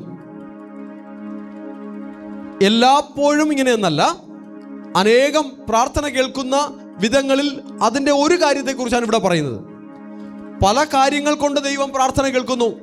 ചില നീതിപ്രവൃത്തികൾ കൊണ്ട് ദൈവം പ്രാർത്ഥന കേൾക്കുന്നു. ചില ക്രമീകരണങ്ങൾ കൊണ്ട് കർത്താവ് പ്രാർത്ഥന കേൾക്കുന്നു. ചില ജീവിതത്തിൽ ചില മാനസാന്തരങ്ങൾ, രൂപാന്തരം വരുന്നതിൻ്റെ ഫലമായി കർത്താവ് പ്രാർത്ഥന കേൾക്കുന്നു. ചില വിശുദ്ധീകരണങ്ങൾ കാരണം ദൈവം പ്രാർത്ഥനകൾ കേൾക്കുന്നു. ചില ഉടമ്പടികൾ കാരണം ദൈവം പ്രാർത്ഥനകൾ കേൾക്കുന്നു. എന്നാൽ പ്രാർത്ഥന കേൾക്കുന്നതിന് മറ്റൊരു കാര്യം കൂടെ ഇവിടെ പറയുകയാണ്. ദൈവത്തിന് സ്തോത്രയാഗം അർപ്പിക്കുക, നേർച്ചകളെ കഴിക്കുക, കഷ്ടകാലത്ത് എന്നെ വിളിച്ചപേക്ഷിക്കുക, ഞാൻ നിന്നെ വിടുവിക്കുകയും നീ എന്നെ മഹത്വപ്പെടുത്തുകയും ചെയ്യും. ഹല്ലേലൂയ. അപ്പോൾ കർത്താവിൻ്റെ നാമത്തിൽ സ്തോത്രയാഗങ്ങൾ കൊടുക്കുന്നവർ, കാണിക്കകൾ കൊടുക്കുന്നവർ, നേർച്ചകാഴ്ചകൾ അർപ്പിക്കുന്നവർ, ഈ കാര്യം നമ്മുടെ മനസ്സിലിരിക്കട്ടെ. ഞാൻ ഇന്ന് കർത്താവിന് കൊടുക്കുന്നത് അത് ദൈവത്തിൻ്റെ കൃപ എൻ്റെ മേൽ പകരപ്പെടുന്നതിന് കാരണമായി തീരുകയാണ്. ദൈവത്തിൻ്റെ കരുതൽ എൻ്റെ മേൽ വരുന്നതിന് കാരണമാവുകയാണ്. ദൈവത്തിൻ്റെ ആശീർവാദം എൻ്റെ മേലും എൻ്റെ തലമുറകളുടെ മേലും വരുന്നതിന് അത് കാരണമായി തീരുകയാണ്. അതാണ് ഈ വചനത്തിൽ പറയുന്നത്. സ്തോത്രയാഗം അർപ്പിക്കുക, നേർച്ചകളെ കഴിക്കുക. അത് എന്തിനെ സഹായിക്കും? കഷ്ടകാലത്ത് എന്നെ വിടുവിക്കുന്നതിന്, കഷ്ടകാലത്ത് ദൈവം ഒരു പ്രതിഫലം തരുന്നതിന്, ഒരു രക്ഷ തരുന്നതിന് അത് കാരണമായി തീരും. Hallelujah, hallelujah. ഒരിക്കൽ യേശുവിൻ്റെ അടുക്കൽ ഒരു ശതാധിപൻ വരികയാണ്. ശതാധിപന് വേണ്ടി പലരും റെക്കമെൻഡ് ചെയ്യുകയാണ്. ശതാധിപന്റെ ബാല്യക്കാരൻ വളരെയധികം രോഗബാധിതനായി മരണാവസ്ഥയിൽ കിടക്കുന്നു. കർത്താവിൻ്റെ അടുക്കൽ വരുമ്പോൾ അവർ പറയുന്ന ഒരു കാര്യം ഇതാണ്: നീ ഇത് അവന് ചെയ്തു കൊടുക്കുവാൻ അവൻ യോഗ്യൻ. കാരണം അവൻ ഞങ്ങൾക്കൊരു പള്ളി പണിത് തന്നിരിക്കുകയാണ്. ദൈവത്തെ ആരാധിപ്പാൻ, ദൈവത്തെ സ്തുതിപ്പാൻ അവൻ ഞങ്ങൾക്കൊരു പള്ളി പണി തന്നിരിക്കുന്നു. അതുകൊണ്ട് നീ ഈ ഒരു കാര്യം അവന് ചെയ്തു കൊടുക്കണം, നീ അവനൊരു സൗഖ്യത്തെ കൊടുക്കണം, അവൻ്റെ അപേക്ഷ നീ കേൾക്കണം എന്ന് ഒരു കാര്യം പറയുകയാണ്. ഹല്ലേലൂയ. നമ്മുടെ ഇടയിൽ ദീപേഷ് മരണാവസ്ഥയിൽ കിടന്നപ്പോൾ മമ്മി എന്നോട് ഇങ്ങനെ പറഞ്ഞു, ഓക്കെ, അവർ ഇന്ന കാര്യങ്ങൾ ചെയ്തിട്ടുണ്ട്, ദൈവം അതിൻ്റെ കരുണ അവരോട് കാണിക്കും. Hallelujah, hallelujah. അപ്പോൾ നമ്മുടെ ജീവിതത്തിൽ കഷ്ടകാലത്തിൽ ദൈവത്തിൻ്റെ കരുണ ലഭിക്കുവാൻ, ദൈവത്തിൻ്റെ കൃപ ലഭിക്കുവാൻ നമ്മൾ ചെയ്യുന്ന ഓരോ കാര്യങ്ങളും കർത്താവ് കണക്ക് നോക്കും. ഹല്ലേലൂയ. നീതിയാഗങ്ങളെ കർത്താവ് പരിഗണിക്കും. എന്താണ് നമ്മുടെ ഹിസ്റ്ററിയിലുള്ളത്, നമ്മൾ ദൈവനാമത്തിൽ എന്തു ചെയ്തിട്ടുണ്ട്, കർത്താവിൻ്റെ ആലയത്തിൽ എന്തു ചെയ്തിട്ടുണ്ട്, ദൈവത്തിൻ്റെ അഭിഷിക്തർക്ക് എന്തു ചെയ്തിട്ടുണ്ട്, കണക്ക് നോക്കുന്ന ഒരു യജമാനൻ നമുക്കുണ്ട്. നമ്മുടെ നീതിയാഗങ്ങൾ ഒരു പക്ഷേ നമുക്ക് ചില പ്രതിസന്ധികളിൽ നിന്നും നമ്മെ രക്ഷിക്കുവാൻ, അവിടെ ഒരു ദൈവപ്രവൃത്തിയെ കൊണ്ടുവരുവാൻ, അവിടെ ഒരു ആശീർവാദത്തെ കൊണ്ടുവരുവാൻ, അവിടെ ഒരു ജയത്തെ കൊണ്ടുവരുവാൻ, അവിടെ ഒരു മഹത്വത്തെ വെളിപ്പെടുത്തുവാൻ കാരണമായി തീരും. ഹല്ലേലൂയ. കർത്താവിൻ്റെ നാമത്തിൽ ചെയ്യുന്നത് ഒരിക്കലും വെറുതെ ആകില്ല. കർത്താവിൻ്റെ നാമത്തിൽ ചെയ്യുന്നത് എപ്പോഴും ആശീർവാദത്തെ കൊണ്ടുവരും. ഈ ദൈവമക്കൾ ഒരിക്കലും അലഞ്ഞു തിരിഞ്ഞ് നടക്കുന്ന ദൈവമക്കളായി മാറുവാൻ പാടില്ല. ഞാൻ അങ്ങനെയുള്ള ദൈവമക്കളെ ഇങ്ങനെ പറയും, ഓർഫൺ ചിൽഡ്രൻ എന്ന് പറയും, അനാഥരായ മക്കൾ എന്ന് പറയും. അനാഥരായ മക്കൾ, അവർക്ക് സ്ഥിരമായി ഒരു വീടുണ്ടാവില്ല, സ്ഥിരമായി ഒരു ഗാർഡിയൻ ഉണ്ടാകില്ല. അവരെ ആരുടെയെങ്കിലും അടുത്ത് ഇങ്ങനെ അലഞ്ഞു തിരിഞ്ഞ് നടന്നുകൊണ്ടേ നടക്കും. ഞാൻ ഈ പറയുന്നത് ശ്രദ്ധിച്ച് കേൾക്കുക. കുടുംബത്തിലുള്ള മക്കൾ, നല്ല മാതാപിതാക്കൾ നോക്കുന്ന മക്കൾ, അവർ പല വീടുകളിൽ അലഞ്ഞു തിരിഞ്ഞ് നടക്കേണ്ട കാര്യമില്ല.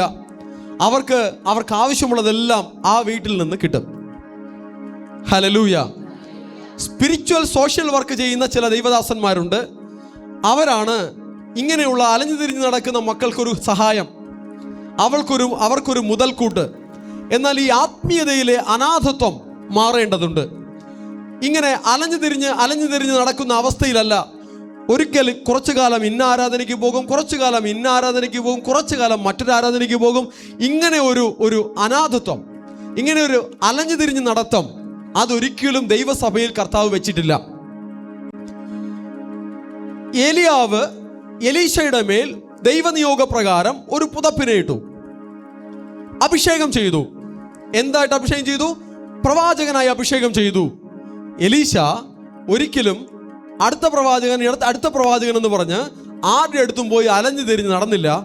എലീശ തൻ്റെ പൂർണ്ണമായ ശുശ്രൂഷയും ഏലിയാവിനോട് ചേർന്ന് നിന്ന് തന്നെ ആ ശുശ്രൂഷകൾ ചെയ്തു തീർത്തു.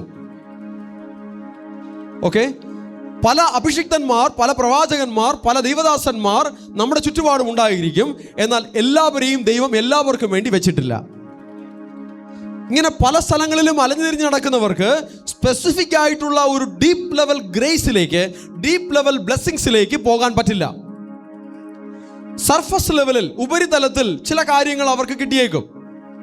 എന്നാൽ അവരുടെ വളർച്ചയിൽ ഒരു മുരടിപ്പ് എപ്പോഴും ഉണ്ടാകും. ആത്മാവിൽ വളരുന്നതിലായാലും ശരി, അത് മുഖാന്തരം വരുന്ന ഭൗതിക ജീവിതത്തിലെ മാറ്റങ്ങളിലായാലും ശരി, ഒരു സ്റ്റാഗ്നേഷൻ, ഒരു മുരടിപ്പ് അവർക്കുണ്ടാകും. അതുകൊണ്ട് എന്നെ കേൾക്കുന്ന ദൈവത്തിൻ്റെ മക്കൾ പ്രത്യേകം ശ്രദ്ധിക്കുക. ദൈവത്താൽ തിരഞ്ഞെടുക്കപ്പെട്ട ദൈവത്തിൻ്റെ മക്കളോട് ചേർന്ന് നിൽക്കുക. അബ്രഹാമിനെ അനുഗ്രഹിക്കുന്നവരെ ദൈവം അനുഗ്രഹിക്കുമെന്ന് വാഗ്ദത്തം പറയുന്നു. ഒരു അബ്രഹാമിനെ കണ്ടെത്തിയാൽ ആ അബ്രഹാമിനോട് ചേർന്ന് നിൽക്കണം. മോശയോട് കർത്താവ് പറയുകയാണ്, ജനത്തെ വിടുവിച്ചു കൊണ്ടുപോവാ. വിടുവിച്ചത് മോശയാണെന്ന് ഉറപ്പുണ്ടെങ്കിൽ ആ മോശയോട് ചേർന്ന് നിൽക്കണം. ആർക്കെല്ലാമാണ് പകൽ മേഘസ്തംഭവും രാത്രി അഗ്നിസ്തംഭവും കിട്ടുന്നത്? മോശയോട് ചേർന്ന് നിന്ന ഇസ്രായേൽ ജനത്തിനാണ്. എന്നാൽ അതിലൊരു കൂട്ടം മാറിപ്പോയിട്ടുണ്ടെങ്കിൽ അവർക്ക് മോശയിൽ മുഖാന്തരം ലഭിക്കുന്ന ദൈവിക അനുഗ്രഹങ്ങൾ കിട്ടുകയില്ല. മോശ മുഖാന്തരമുള്ള ദൈവത്തിൻ്റെ അനുഗ്രഹങ്ങൾ, പകൽ മേഘസ്തംഭം, രാത്രി അഗ്നിസ്തംഭം, മന്ന, ഇങ്ങനെയുള്ള ദൈവിക അനുഗ്രഹങ്ങൾ മോശ മുഖാന്തരമുള്ളത് ലഭിക്കണമെങ്കിൽ മോശ വഴി നടത്തുന്നതിനനുസരിച്ച് മോശയോട് ചേർന്ന് നിൽക്കണം, മോശയോട് കൂടെ നിൽക്കണം. അപ്പോൾ മോശ മുഖാന്തരം വരുന്ന നന്മകൾ ആ ജനം സ്വന്തമാകും. മാനസികമായി ആ മോശയോട് വിഘടിക്കുന്നവർക്ക് പോലും, എതിർപ്പുണ്ടാകുന്നവർക്ക് പോലും മോശയിലൂടെ വരുന്ന അനുഗ്രഹങ്ങൾ കിട്ടുന്നില്ല. ഒരിക്കൽ ദാതാനും കൂട്ടരും മോശയോട് വിഘടിച്ചു, എതിർത്തു നിന്നു. ദൈവത്തിന്റെ കൃപ അവരുടെ നിന്ന് നഷ്ടപ്പെട്ടു പോയി.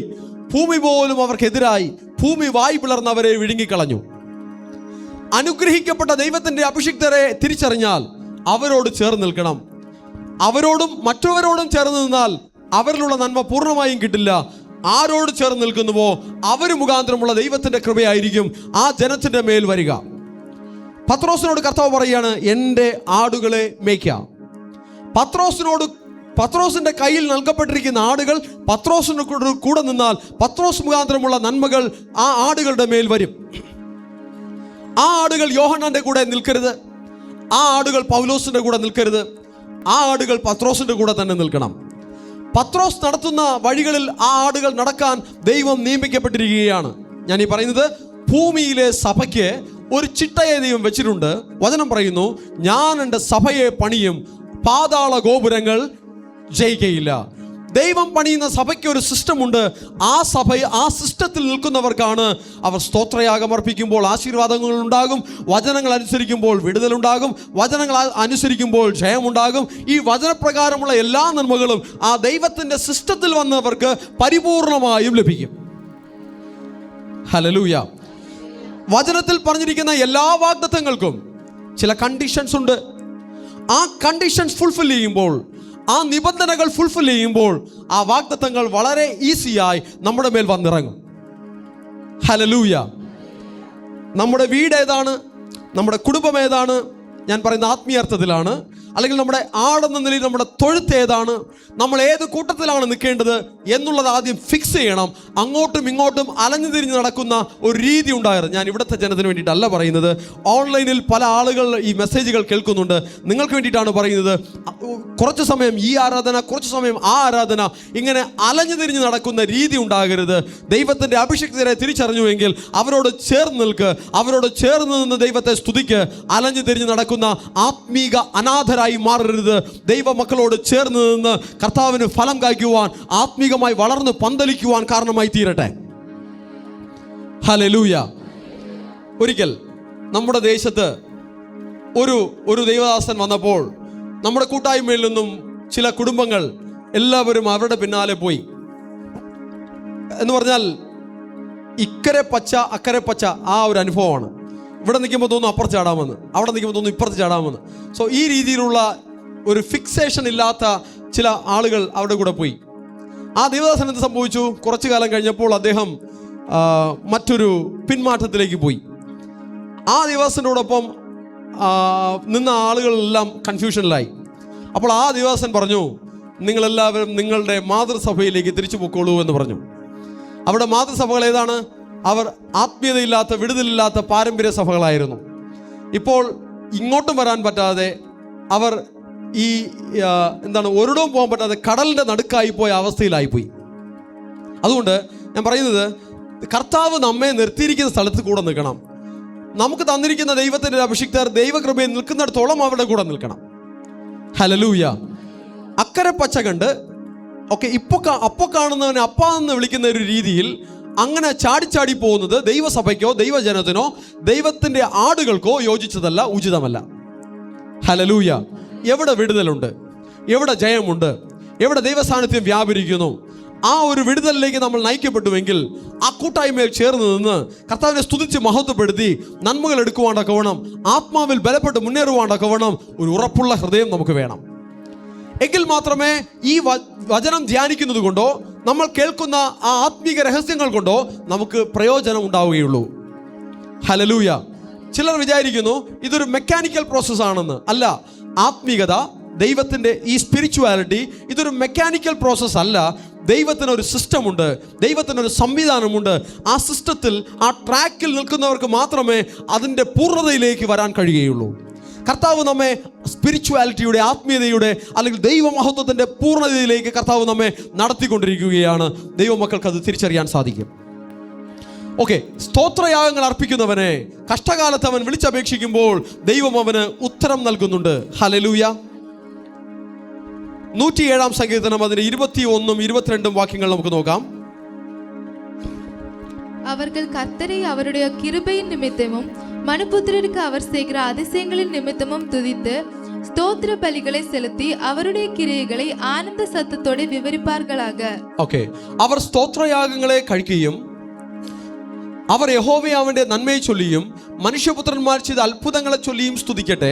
അടുത്ത വാക്യത്തിൽ അവർ സ്തോത്രയാഗങ്ങളെ കഴിക്കുകയും സംഗീതത്തോടുകൂടെ അവന്റെ പ്രവൃത്തികളെ വർണ്ണിക്കുകയും ചെയ്യട്ടെ. ദൈവത്തിന്റെ ഇഷ്ടത്തെയാണ് ഈ വചനത്തിൽ നമ്മൾ വായിക്കുന്നത്. എന്താണ്? അവർ സ്തോത്രയാഗങ്ങൾ കഴിക്കട്ടെ, സംഗീതത്തോടെ അവന്റെ പ്രവൃത്തികളെ വർണ്ണിക്കുകയും ചെയ്യട്ടെ. നമ്മൾ ആരാധിക്കുമ്പോൾ സംഗീതത്തോടുകൂടെ ദൈവത്തെ ആരാധിക്കുന്നു, പാട്ടുകൾ പാടി ദൈവത്തെ ആരാധിക്കുന്നു, കരങ്ങളടിച്ച് ദൈവത്തെ ആരാധിക്കുന്നു, ചിലർ നൃത്തം ചെയ്ത് ദൈവത്തെ ആരാധിക്കുന്നു. ഇത് ദൈവത്തിന് ഇഷ്ടമാണ്. നമ്മുടെ പണം മാത്രം ദൈവത്തിന് കൊടുത്താൽ പോരാ, കാണിക്ക മാത്രം ദൈവത്തിന് കൊടുത്താൽ പോരാ.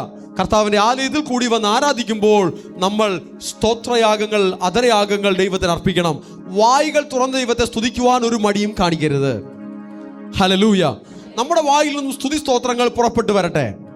നമ്മുടെ നാവ് കർത്താവിനെ സ്തുതിക്കുവാനുള്ളതാണ്, നമ്മുടെ നാവ് കർത്താവിനെ ആരാധിക്കുവാനുള്ളതാണ്. ഒരു പക്ഷേ സംഗീതത്തിൽ വലിയ പ്രാവീണ്യമോ നൈപുണ്യമോ ഒന്നും ഇല്ലായിരിക്കാം. വേണ്ട, ഉള്ളതുപോലെ കഴിയുന്നത് പോലെ പാടി മഹത്വപ്പെടുത്തി കർത്താവിനെ ആരാധിച്ചാൽ അത് ദൈവത്തിന് പ്രസാദമുള്ള യാഗമാണ്. ഒരുപക്ഷെ നമ്മൾ പാടുമ്പോൾ യേശുദാസ് പാടുന്നത് പോലെ ആകണമെന്നില്ല, ചിത്ര പാടുന്നത് പോലെ ആകണമെന്നില്ല. No problem. ചില നാട്ടുംപുറത്ത് ആളുകൾ ഇങ്ങനെ രാഗത്തെക്കുറിച്ച് പറയാറുണ്ട്, എരുമ രാഗമെന്ന് പറയാറുണ്ട്. എരുമയുടെ രാഗം എന്താണെന്ന് നിങ്ങൾക്ക് മനസ്സിലായോ? എന്ന് പറഞ്ഞാൽ രാഗമില്ല എന്ന് പറഞ്ഞ് ആക്ഷേപിക്കുന്ന ഒരു കാര്യമാണ്. ഞാൻ പറയട്ടെ, എരുമ രാഗമായാൽ പോലും കുഴപ്പമില്ല. ഉള്ള രാഗം വെച്ച് ദൈവത്തെ സ്തുതിക്കാമെങ്കിൽ, ഉള്ള രാഗം വെച്ച് ദൈവത്തെ ആരാധിക്കാമെങ്കിൽ സ്വർഗത്തിൽ അത് വലിയ സന്തോഷമുണ്ടാകും. നമ്മുടെ സ്വർഗീയ പിതാവിന് അത് വലിയ ആനന്ദമുണ്ടാകും. നിങ്ങളുടെ സ്വരം എങ്ങനെയാണെന്നോ, നിങ്ങളുടെ ശബ്ദം എങ്ങനെയാണെന്നോ, നിങ്ങൾക്ക് സൗന്ദര്യമുണ്ടോ സൗന്ദര്യമില്ലേ, അതൊന്നുമല്ല ദൈവം നോക്കുന്നത്. നിനക്ക് നന്ദിയുള്ളൊരു ഹൃദയമുണ്ടോ, നിനക്ക് സ്നേഹമുള്ളൊരു ഹൃദയമുണ്ടോ എന്ന് നമ്മുടെ സ്വർഗീയ പിതാവ് നോക്കുകയാണ്. സ്തുതിപ്പാനുള്ളൊരു ഹൃദയമുണ്ടാകട്ടെ, ആരാധിപ്പാനുള്ളൊരു ഹൃദയമുണ്ടാകട്ടെ. ആരാധിക്കുന്നതിലെ ഭംഗിയല്ല ദൈവം നോക്കുന്നത്, ആരാധിക്കുന്നതിലെ സ്റ്റൈലല്ല കർത്താവ് നോക്കുന്നത്.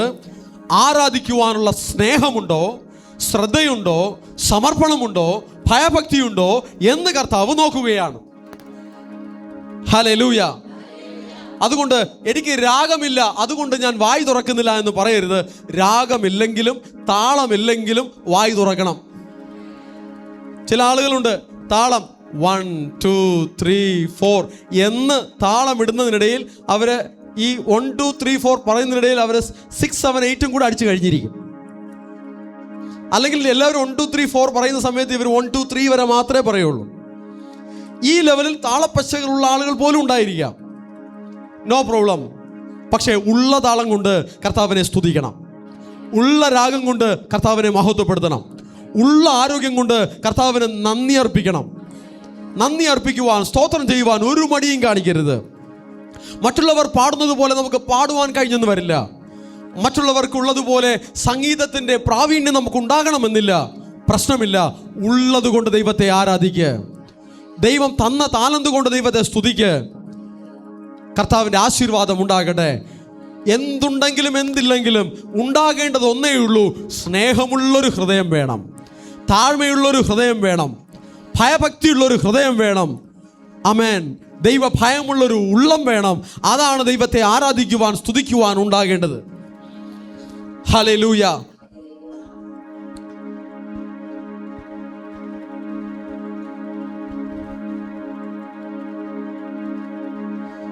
എബ്രായർക്ക് ലേഖനം 13-ാം അധ്യായം 15-ാം വാക്യം.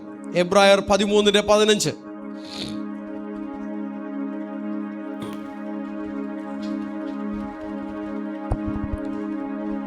ஆகையால் அவருடைய நாமத்தை துதிக்கும் உதடுகளின் கனியாகிய ஸ்தோத்திர பலியை அவர் மூலமாய் எப்போதும் தேவனுக்கு செலுத்த கடவோம். അതുകൊണ്ട് അവൻ മുഖാന്തരം നാം ദൈവത്തിന്, അവൻ മുഖാന്തരം എന്ന് പറഞ്ഞാൽ യേശു മുഖാന്തരം നാം ദൈവത്തിന് അവന്റെ നാമത്തെ ഏറ്റുപറയുന്ന അധരഫലമെന്ന സ്തോത്രയാഗം ഇടവിടാതെ അർപ്പിക്കുക. എത്രത്തോളം വായികൾ തുറന്ന് കർത്താവിന് സ്തോത്രം ചെയ്യുവാൻ, ആരാധിക്കുവാൻ കഴിയുന്നുവോ അത്രത്തോളം കർത്താവിനെ ആരാധിക്കുക, സ്തുതിക്കുക. ഭവനങ്ങളിൽ, ജോലികളിലായിരിക്കുമ്പോഴും നിങ്ങൾക്ക് പാട്ടുകൾ പാടിക്കൊണ്ട് ആരാധിച്ചുകൊണ്ട് നിങ്ങളുടെ ജോലികൾ ചെയ്യാം. ചില വരികൾ, സ്തോത്രയാഗത്തിന്റെ ചില വരികൾ നിങ്ങളുടെ ഉള്ളിൽ ലഭിച്ചുവെങ്കിൽ അത് പാടി പാടി ദൈവത്തെ സ്തുതിക്കാം. ചില ദൈവമക്കളുണ്ട്, ചില 2 വരികൾ കിട്ടിയാൽ ആ വരികൾ തന്നെ അവർ കാലങ്ങൾ പാടി ദൈവത്തെ സ്തുതിച്ചുകൊണ്ടേയിരിക്കും. ഇറങ്ങുന്ന പുതിയ പുതിയ പാട്ടുകളെല്ലാം നിങ്ങൾ പഠിക്കണമെന്നൊരു ആവശ്യവുമില്ല. പഠിക്കണമെങ്കിൽ പഠിക്കാം. പക്ഷേ അർത്ഥമുള്ള, ദൈവത്തോട് നമ്മെ അടുപ്പിക്കുന്ന, നമ്മുടെ നന്ദിയെ അർപ്പിക്കുവാൻ കഴിയുന്ന ചില വരികൾ നമുക്ക് ലഭിച്ചിട്ടുണ്ടെങ്കിൽ, നമ്മുടെ സ്നേഹത്തെ പ്രകടിപ്പിക്കാൻ കഴിയുന്ന ചില വരികൾ നമുക്ക് ലഭിച്ചിട്ടുണ്ടെങ്കിൽ അത് നമുക്ക് പാടി, അത് നമുക്ക് ഹമ്മിങ് ഇട്ട് നമുക്ക് കർത്താവിനെ സ്തുതിക്കുവാൻ അത് മതി. ഹല്ലേലൂയ. വളരെയധികം പാട്ടുകൾ അറിയണമെന്നില്ല.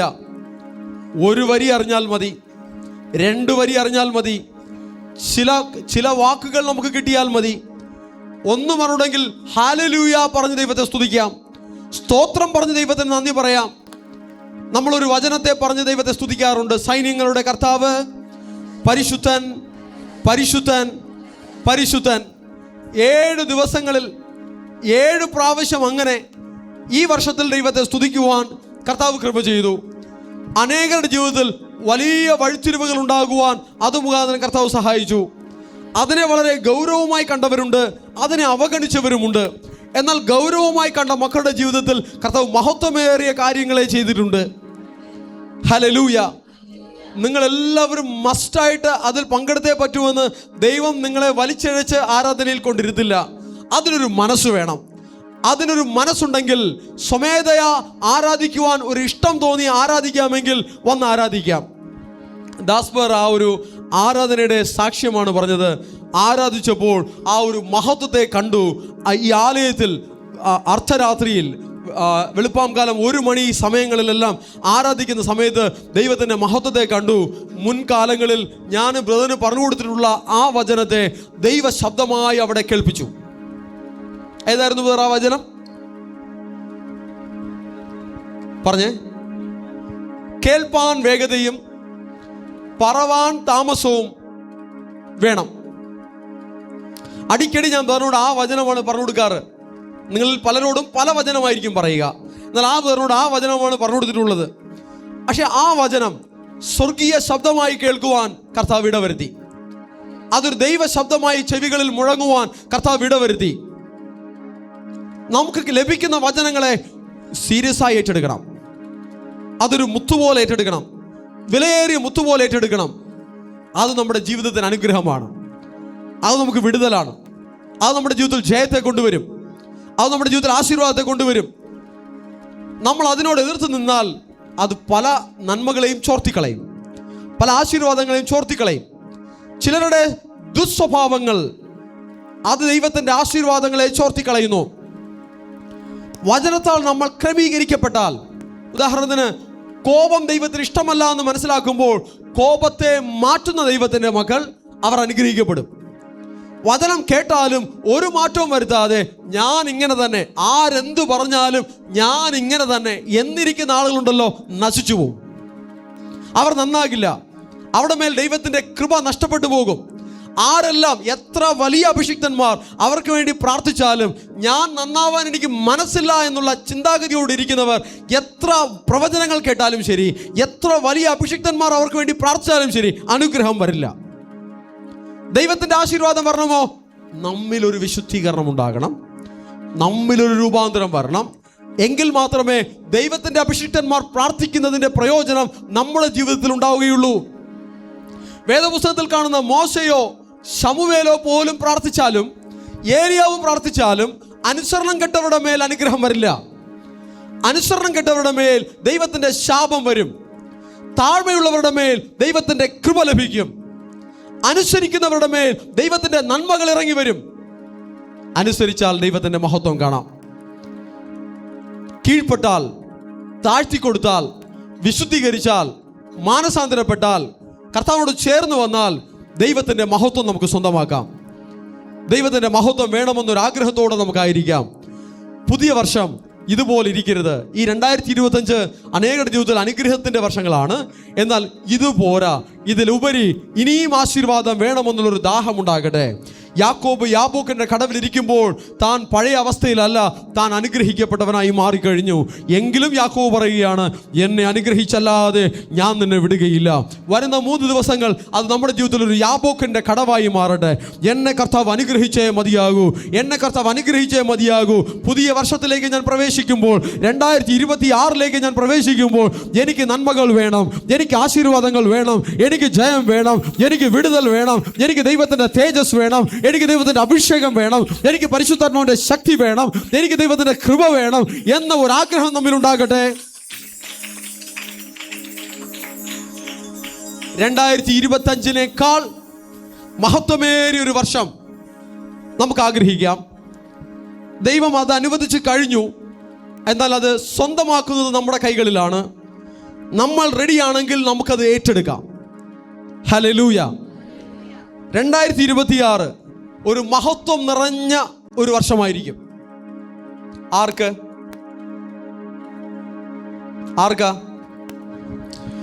വചനം ഏറ്റെടുത്ത് അതിനെ വിലയേറപ്പെട്ട മുത്തുപോലെ ഏറ്റെടുക്കുന്ന ദൈവമക്കൾക്ക്, അവർക്ക് മാത്രം. ഹല്ലേലൂയ. വെറുതെ കേൾവിക്കാരായിരിക്കുന്നവർക്കല്ല.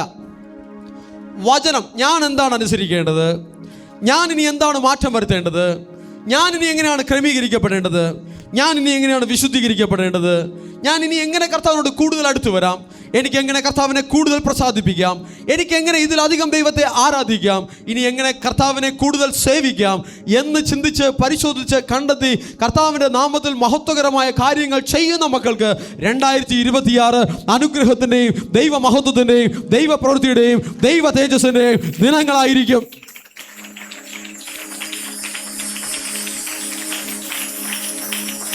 ദൈവത്തോട് എതിർത്ത് നിൽക്കുന്ന മക്കൾ ശപിക്കപ്പെടും. വചനത്തോട് എതിർത്ത് നിൽക്കുന്ന മക്കൾ ശപിക്കപ്പെടും. അഭിഷിക്തരോട് എതിർത്ത് നിൽക്കുന്ന മക്കൾ ശപിക്കപ്പെടും. ദൈവത്തിൻ്റെ ആശീർവാദം സ്വന്തമാക്കുവാനുള്ള ഒരു ജ്ഞാനം നമുക്കുണ്ടാകട്ടെ. കൃപ പെരുകുവാൻ, ദൈവ സാന്നിധ്യം പെരുകുവാൻ, ദൈവമഹത്വം വെളിപ്പെടുവാനുള്ള ഒരു ജ്ഞാനം നമ്മുടെ ജീവിതത്തിൽ ഉണ്ടാകട്ടെ. ഹല്ലേലൂയ. അപ്പോൾ സ്തോത്രയാഗം ഇടപെടാതെ അർപ്പിക്കുക. അടുത്ത വാക്യത്തിൽ, നന്മ ചെയ്യുവാനും കൂട്ടായ്മ കാണിപ്പാനും മറക്കരുത്. ഈ വക യാഗത്തിലല്ലോ ദൈവം പ്രസാദിക്കുന്നത്. നന്മ ചെയ്യുക എന്ന് ഇവിടെ ഉദ്ദേശിക്കുന്നത് കർത്താവിൻ്റെ നാമത്തിൽ കൊടുക്കുക എന്നുള്ളതിനെയാണ്. കൂട്ടായ്മ ആചരിക്കുക എന്ന് പറഞ്ഞാൽ നമ്മൾ കർത്താവിൻ്റെ നാമത്തിൽ കൂടി വന്ന് കർത്താവിനെ സ്തുതിക്കുന്നതിനെയാണ്. ചിലർ പറയും, ഞാൻ എവിടെ ഇരുന്നാലും കർത്താവിനെ സ്തുതിക്കുന്നുണ്ട്, ഞാൻ ഒറ്റയ്ക്ക് കർത്താവിനെ സ്തുതിക്കുന്നുണ്ട്. പോരാ, ദൈവമക്കൾ ഒന്നുകൂടി ആരാധിക്കുന്ന കൂട്ടായ്മയുടെ ഒരു ആരാധനയുടെ അനുഭവം ദൈവമക്കൾക്ക് വേണം. ഒറ്റയ്ക്ക് ആരാധിക്കുമ്പോൾ വരുന്ന നന്മ പോലുള്ളതല്ല കൂട്ടായ്മയിൽ ആരാധിക്കുമ്പോൾ വരുന്ന നന്മ. കൂട്ടായ്മയിൽ 2 or 3 പേർ എൻ്റെ നാമത്തിൽ എവിടെ കൂടിയാലും അവരുടെ മധ്യത്തിൽ ഞാൻ ഉണ്ട് എന്ന് ഒരു സ്പെഷ്യൽ ഒക്കേഷനായി കർത്താവ് എടുത്തു പറയുമ്പോൾ അങ്ങനെയുള്ള കൂട്ടായ്മയുടെ അനുഭവങ്ങൾ ദൈവമക്കൾ അവഗണിക്കരുത്. അതിലൊരു ആശീർവാദം ഉണ്ടെന്ന് കണ്ടെത്തുവാൻ, അതിലുള്ള നന്മകളെ അനുഗ്രഹങ്ങളെ കണ്ടെത്തുവാൻ ദൈവമക്കൾക്ക് കഴിയട്ടെ. കൂട്ടായ്മയിൽ ഒരു സ്പെഷ്യൽ ബ്ലെസ്സിങ്സ് ഉണ്ട്. ഹല്ലേലൂയ. ഒറ്റയ്ക്ക് എത്ര സ്തുതിക്കുന്നവരായാലും, ഒറ്റയ്ക്ക് എത്ര പ്രാർത്ഥിക്കുന്നവരായാലും, ഒറ്റയ്ക്ക് എത്രത്തോളം ദൈവത്തോട് കൂടെ നടക്കുന്നവരായാലും ശരി, കൂട്ടായ്മ ദൈവമക്കൾക്ക് വേണം. ദൈവമക്കൾ ഒന്നു ചേർന്ന് കൂടി പാടി സ്തുതിക്കുന്ന, ദൈവമക്കൾ ഒന്നു ചേർന്ന് ദൈവത്തെ പുകഴ്ത്തുന്ന ഒരു കൂട്ടായ്മ ദൈവമക്കൾ അവഗണിക്കരുത്, അതിനെ നിസ്സാരപ്പെടുത്തരുത്. അത് വേണം. അത് നമ്മെ ആത്മീകമായി കൂടുതൽ ബലപ്പെടുത്തും. ഹല്ലേലൂയ. അടുത്ത വാക്യത്തിലേക്ക് നമുക്ക് പോകാം. പല സന്ദർഭങ്ങളിൽ ദൈവത്തിൻ്റെ മക്കൾ ദൈവത്തിന് സ്തോത്രയാഗങ്ങൾ അർപ്പിച്ചതായി കാണാം. രോഗങ്ങളിൽ നിന്ന് വിടുതൽ ലഭിക്കുമ്പോൾ, കഷ്ടതകളിൽ നിന്ന് വിടുതൽ ലഭിക്കുമ്പോൾ, സങ്കീർത്തനം 107:17 മുതൽ 20 വരെ നോക്കിയാൽ കർത്താവ് കഷ്ടതകളിൽ നിന്നും രക്ഷിക്കുമ്പോൾ, മരണത്തിൻ്റെ താഴ്വരകളിൽ നിന്ന് രക്ഷിക്കുമ്പോൾ, മരണത്തിൻ്റെ ഗേറ്റുകളിൽ നിന്ന് രക്ഷിക്കുമ്പോൾ, അവിടെയൊക്കെ സ്തോത്രയാഗം അർപ്പിക്കുന്ന അവസരങ്ങളെക്കുറിച്ച് നമുക്ക് കാണാം. അടുത്തതായി സങ്കീർത്തനം 66:13 മുതൽ 14 വരെയുള്ള വാക്യങ്ങളിൽ കഷ്ടതയിൽ അർപ്പിച്ച ഒരു ഒരു ഒരു നേർച്ച. കഷ്ടത കാലത്ത് പറഞ്ഞു, ഞാൻ കർത്താവ് എന്നെ രക്ഷിച്ചാൽ ഞാൻ ഇന്ന കാര്യം കർത്താവിന് വേണ്ടി ചെയ്യുമെന്ന് നേർന്നൊരു നേർച്ച, അതും കർത്താവിന് നിവർത്തിക്കുന്ന സ്തോത്രയാഗങ്ങളെയും നമുക്ക് അർപ്പിക്കുന്നതായി വേദപുസ്തകത്തിൽ കാണാം. യോന 2-ാം അധ്യായം 1 മുതൽ 9 വാക്യത്തിലും 9-ാം വാക്യത്തിലും യോനയോട് കർത്താവ് തർശീശിലേക്ക് പോകാൻ പറഞ്ഞു. യോനയോട് കർത്താവ് നിനവേക്ക് പോകുവാൻ പറഞ്ഞു. യോന പക്ഷേ തർശീശിലേക്ക് പോയി. ദൈവം പറഞ്ഞ സ്ഥലത്തേക്ക് റൂട്ട് തിരിക്കാതെ, ദൈവത്തിൻ്റെ വിളിക്കൊത്തവണ്ണം തിരിച്ചുവിടാതെ, തനിക്കിഷ്ടമുള്ളതുപോലെ ഉള്ള കാര്യങ്ങൾ തിരഞ്ഞെടുത്തത് തൻ്റെ ജീവിതത്തിൽ കൂടുതൽ അപകടങ്ങളെയും അപായങ്ങളെയും കൊണ്ടുവന്നു. യോന നിനവയ്ക്ക് പോയിരുന്നുവെങ്കിൽ, ദൈവത്തിൻ്റെ ശബ്ദം കേട്ട് നിനവയ്ക്ക് പോയിരുന്നുവെങ്കിൽ, ദൈവത്തിൻ്റെ പ്രൊട്ടക്ഷൻ യോനയ്ക്കുണ്ടാകുമായിരുന്നു. യോന ദൈവത്തിൻ്റെ വിളിയെ അവഗണിച്ചതുകൊണ്ട്, യോന ദൈവത്തിൻ്റെ ശബ്ദത്തെ അവഗണിച്ചതുകൊണ്ട് ആ തർശീശിലേക്ക് പോയ യോനയുടെ മേൽ ദൈവത്തിൻ്റെ പ്രൊട്ടക്ഷൻ നഷ്ടപ്പെട്ടു, ദൈവത്തിൻ്റെ സംരക്ഷണം നഷ്ടപ്പെട്ടു. ദൈവത്തിൻ്റെ വഴികൾ വിട്ട് മാറി നടക്കുന്ന ദൈവമക്കൾക്ക് അവരെത്ര പ്രാർത്ഥിച്ചാലും അവർക്ക് ദൈവത്തിൻ്റെ പ്രൊട്ടക്ഷൻ ലഭിക്കുകയില്ല. ആദ്യം ദൈവത്തിൻ്റെ വഴിയിലേക്ക് തിരിഞ്ഞു വാ. ദൈവത്തിൻ്റെ വചനപ്രകാരം ജീവിക്കുവാൻ ജീവിതത്തെ ചിട്ടപ്പെടുത്ത് ക്രമീകരിക്കുക. ദൈവത്തിൻ്റെ ശബ്ദത്തെ അവഗണിക്കരുത്, ദൈവിക ആലോചനകളെ അവഗണിക്കരുത്. അത് ഏറ്റെടുക്കുന്നവരുടെ മേൽ ദൈവത്തിൻ്റെ ഒരു സംരക്ഷണ കവചമുണ്ടാകും. മോശയോട് കൂടെ നടക്കുന്ന ദൈവത്തിൻ്റെ ജനം മോശ പറയുന്നത് അനുസരിക്കുമ്പോഴാണ് അവരുടെ മേൽ ആശീർവാദം ഉണ്ടാകുന്നത്. മോശയുടെ എതിർത്ത് നിൽക്കുമ്പോൾ അനുഗ്രഹങ്ങൾ നഷ്ടപ്പെട്ടു പോകും, പ്രൊട്ടക്ഷനും നഷ്ടപ്പെട്ടു പോകും. അനുസരണം ദൈവത്തിൻ്റെ അനുഗ്രഹത്തെ കൊണ്ടുവരുന്നു. ഹല്ലേലൂയ. യാത്രകൾ കഴിഞ്ഞ് 107-ാം സങ്കീർത്തനം 23 മുതൽ 30 വരെയുള്ള വാക്യങ്ങൾ വായിക്കുമ്പോൾ യാത്രകളിൽ ഉണ്ടാകുന്ന അപായങ്ങൾ, അപകടങ്ങൾ, അതിൽ ദൈവം രക്ഷിക്കുമ്പോൾ ദൈവത്തിന് സ്തോത്രയാഗം അർപ്പിക്കുന്ന അനുഭവങ്ങളെക്കുറിച്ച് അവിടെ പറഞ്ഞിരിക്കുന്നു. നമ്മളൊരു കാര്യം പൂർത്തീകരിക്കുമ്പോൾ, ഒരു കഷ്ടതയിൽ നിന്നും പുറത്തു വരുമ്പോൾ ദൈവത്തിന് സ്തോത്രയാഗം അർപ്പിക്കണം. ഒരു യാത്ര പൂർത്തീകരിക്കുമ്പോൾ ദൈവത്തിന് നന്ദി പറയാം. ഞാൻ നേരത്തെ പറഞ്ഞിട്ടുണ്ട്, ഒരു യാത്ര പൂർത്തീകരിക്കുമ്പോൾ ദൈവത്തിന് സ്തോത്രം ചെയ്യാം, ദൈവത്തിന് നന്ദി പറയാം. ഹല്ലേലൂയ. ഇന്ന് നിങ്ങൾ കൂട്ടായ്മകളെല്ലാം കഴിഞ്ഞ് വീട്ടിലെത്തുമ്പോൾ, വീട്ടിൽ കയറിയ ഉടനെ ആദ്യം നിങ്ങൾക്ക് ഓർമ്മ വരേണ്ടത് ദൈവത്തിന് സ്തോത്രം ചെയ്യണമെന്നൊരു ഓർമ്മയാണ് നിങ്ങൾക്ക് വരേണ്ടത്. ഹല്ലേലൂയ. വീട്ടിൽ കയറിയ ഉടനെ ആദ്യം എന്തോർമ്മ വരും? അടുക്കളയിൽ എന്തുണ്ട്? പൂച്ച മീനിനെ തട്ടിക്കളഞ്ഞോ കളഞ്ഞില്ലേ? ഇതൊന്നുമല്ല ഓർമ്മ വരേണ്ടത്. കോഴി മുട്ടയിട്ടോ മുട്ടയിട്ടില്ലേ? ആട് വെള്ളം കുടിച്ചോ കുടിച്ചില്ലേ? ഇതൊന്നുമല്ല ഓർമ്മ വരേണ്ടത്. പട്ടിക്ക് ഫുഡ് കൊടുത്തില്ലല്ലോ? ഇതൊന്നുമല്ല ഓർമ്മ വരേണ്ടത്. വീട്ടിനകത്ത് കാല് വെച്ചയുടനെ ഓർമ്മ വരേണ്ടത് കർത്താവിന് എനിക്ക് സ്തോത്രം പറയണം, കർത്താവിന് എനിക്ക് നന്ദി പറയണം. കർത്താവിൻ്റെ യാത്രയോട് കൂടെ ഇരുന്നു, ഒരു ദോഷവും തട്ടാതെ വണ്ണം കർത്താവിനെ പരിപാലിച്ചു. ഇങ്ങനെ സ്തോത്രം ചെയ്ത് അഭ്യസിച്ച് നോക്കിക്കേ, ദൈവദൂതന്മാരുടെ ആളത്വമായ പരിപാലനവും സഹായവും നിങ്ങളുടെ വഴികളിൽ ഉണ്ടാകുന്നത് നിങ്ങൾക്കറിയുവാനായി കഴിയും. Hallelujah, hallelujah. നന്ദിയില്ലാത്തവരുടെ പിന്നാലെ ദൂതന്മാർ വരില്ല. നന്ദി പറയുന്ന മക്കളെ തേടി ദൈവദൂതന്മാർ വരും. എന്തിന്? വീണ്ടും സഹായിക്കുവാൻ, മഹത്വകരമായ കാര്യങ്ങൾ വീണ്ടും ചെയ്തു കൊടുക്കുവാൻ, സ്വർഗീയമായ സേവനങ്ങൾ അവർക്ക് കൊടുക്കുവാൻ. അടുത്തിരിക്കും കഴിവ് പറഞ്ഞേ, നന്ദിയുള്ളവരെ തേടി ദൂതന്മാർ വരും. ആമേൻ, ഹല്ലേലൂയ. നന്ദി പ്രകടിപ്പിച്ചു തുടങ്ങാമോ? ദൂതന്മാരുടെ സഹായം ലഭിക്കട്ടെ. ഈ കൂട്ടായ്മയിൽ അനേകർക്ക് ദൈവദൂതന്മാരുടെ സഹായം ലഭിച്ചിട്ടുണ്ട്. ബട്ട് ദൂതന്മാരുടെ സഹായം ധാരാളമായി ലഭിക്കട്ടെ. ഇത് പോരാ, അധികം വേണം, അധികം വേണം. ദൈവത്തിൻ്റെ മഹത്വം അധികം വെളിപ്പെടണം, ദൈവത്തിൻ്റെ കൃപ അധികം വ്യാപരിക്കണം. നന്ദി പറയുന്ന മക്കൾക്ക്, നന്ദി അർപ്പിക്കുന്ന മക്കൾക്ക്, നന്ദി പ്രകടിപ്പിക്കുന്ന മക്കൾക്ക് കൂടുതൽ ദൈവികമായ ഇടപെടലുകൾ ഉണ്ടാകും.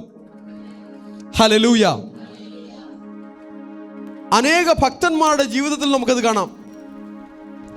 നോഹ ജലപ്രളയത്തിന് ശേഷം ഒരു യാഗം അർപ്പിക്കുകയാണ്. അബ്രഹാം മോറിയ മലയിൽ ദൈവം തൻ്റെ മകനെ യാഗമർപ്പിക്കുവാൻ പറഞ്ഞു. എന്നാൽ ദൈവമായ ഇസഹാക്കിനെ അതിൽ നിന്നും രക്ഷിച്ചതിന് ശേഷം ഒരു നന്ദിയാഗം അർപ്പിക്കുകയാണ്, ഒരു ആട്ടിൻകുട്ടിയെ എടുത്ത്. ഇസഹാക്ക് ബെർശേബയിൽ ഒരു ദൈവികമായ ഒരു ഉടമ്പടി ലഭിച്ചപ്പോൾ, ഒരു ഉറപ്പ് ലഭിച്ചപ്പോൾ അവിടെ ഇസഹാക്ക് ദൈവത്തിന് യാഗമർപ്പിക്കുകയാണ്. യാക്കോബ് താൻ 21 വർഷങ്ങൾക്ക് മുൻപ് ബഥേലിൽ വെച്ച് ദൈവത്തോടൊരു ഉടമ്പടി തനിക്കുണ്ടായി. ദൈവവും യാക്കോബും തമ്മിലൊരു കവണനുണ്ടായി. 21 വർഷങ്ങൾക്ക് ശേഷം താൻ അനുഗ്രഹിക്കപ്പെട്ടവനായി മടങ്ങി വന്നു. അന്ന് താനൊരു കോലുമായി മാത്രം ആ സ്ഥലം കടന്നുപോയി, ബഥേൽ വഴി കടന്നുപോയി. തിരിച്ചു വന്നപ്പോൾ വലിയൊരു പരിവാരമായി, അനേക ദാസിദാസന്മാരായി, അനേക മൃഗസമ്പത്തുകളോടുകൂടെ അനുഗ്രഹിക്കപ്പെട്ടവനായി, സാമ്പത്തികമായും ഭൗതികമായും അനുഗ്രഹിക്കപ്പെട്ടവനായി അവൻ മടങ്ങി വരികയാണ്. മടങ്ങി വന്ന യാക്കോബിനോട് കർത്താവ് പറയുകയാണ്, ബേഥേലിലേക്ക് പോ, അവിടെ ഒരു യാഗപീഠം ഉണ്ടാക്ക്, അവിടെ നീ എനിക്ക് യാഗമർപ്പിക്ക് എന്ന് പറയുകയാണ്. ഉടനെ യാക്കോബ് ഒരു പരിപാടി ചെയ്യുന്നു. ദൈവത്തിന് യാഗമർപ്പിക്കുന്നതിന് മുന്നേ നാം നമ്മെ തന്നെ വിശുദ്ധീകരിക്കണം. വസ്ത്രങ്ങൾ മാറ്റി നല്ല വസ്ത്രങ്ങൾ ധരിക്കുന്നു. ഉചിതമല്ലാത്ത എല്ലാ കാര്യങ്ങളും, അവരുടെ ഇടയിലുള്ള എന്തൊക്കെ സാധനങ്ങൾ ദൈവത്തിന് ഹിതമല്ലാത്തതുണ്ടോ അതെല്ലാം എടുത്ത് ദൂരെ കളയുകയാണ്. ദൂരെ കളഞ്ഞ് അവരെ തന്നെ വിശുദ്ധീകരിച്ചിട്ട് ബേഥേലിൽ പോയി ദൈവത്തെ ആരാധിക്കുകയാണ്. അന്നൊരു കാലത്ത് ബഥേലിൽ ദൈവത്തിൻ്റെ ശബ്ദം കേട്ടപ്പോൾ യാക്കോബ് ഒറ്റയ്ക്കായിരുന്നു. എന്നാൽ ഇന്ന് 21 വർഷങ്ങൾക്ക് ശേഷം യാക്കോബ് ദൈവത്തിൻ്റെ ശബ്ദം കേട്ടപ്പോൾ ഇപ്പോൾ യാക്കോബ് ഒറ്റയ്ക്കല്ല. തൻ്റെ കൂടെ ദൈവം കൊടുത്ത അനുഗ്രഹത്തിൻ്റെ ഭാഗമായ വലിയൊരു കൂട്ടം, വലിയൊരു കുടുംബം, വലിയൊരു സമ്പത്ത്, വലിയൊരു മൃഗസമ്പത്ത്, വലിയ ഒരു പരിവാരം തന്നെ തൻ്റെ കൂടെയുണ്ട്. ദൈവം അനുഗ്രഹിക്കുന്ന ദൈവം അനുഗ്രഹിച്ചപ്പോൾ, വാഗ്ദത്തം നിറവേറിയപ്പോൾ അത് മറന്നു പോകാതെ യാക്കോബ് ദൈവത്തിന് നന്ദിയാകും അർപ്പിക്കുവാൻ ശ്രദ്ധ കാണിച്ചു.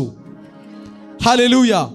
ചില വാഗ്ദത്തങ്ങൾ നിറവേറുമ്പോൾ, ചില കാര്യങ്ങൾ കർത്താവ് പൂർത്തീകരിച്ചു തരുമ്പോൾ ദൈവത്തിന് നന്ദിയാഗം അർപ്പിക്കണം.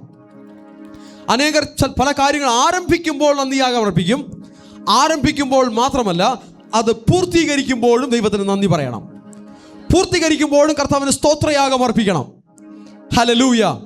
ഈ 2025 പൂർത്തീകരിക്കുമ്പോൾ നമുക്ക് സ്തോത്രയാഗം അർപ്പിക്കാം. എത്രത്തോളം ദൈവത്തിന് മഹത്വം കൊടുക്കാമോ നമ്മുടെ സമയങ്ങൾ ദൈവസന്നിധിയിൽ ചിലവഴിക്കുവാനായി ഒരു നന്ദി നമുക്ക് കാണിക്കാം.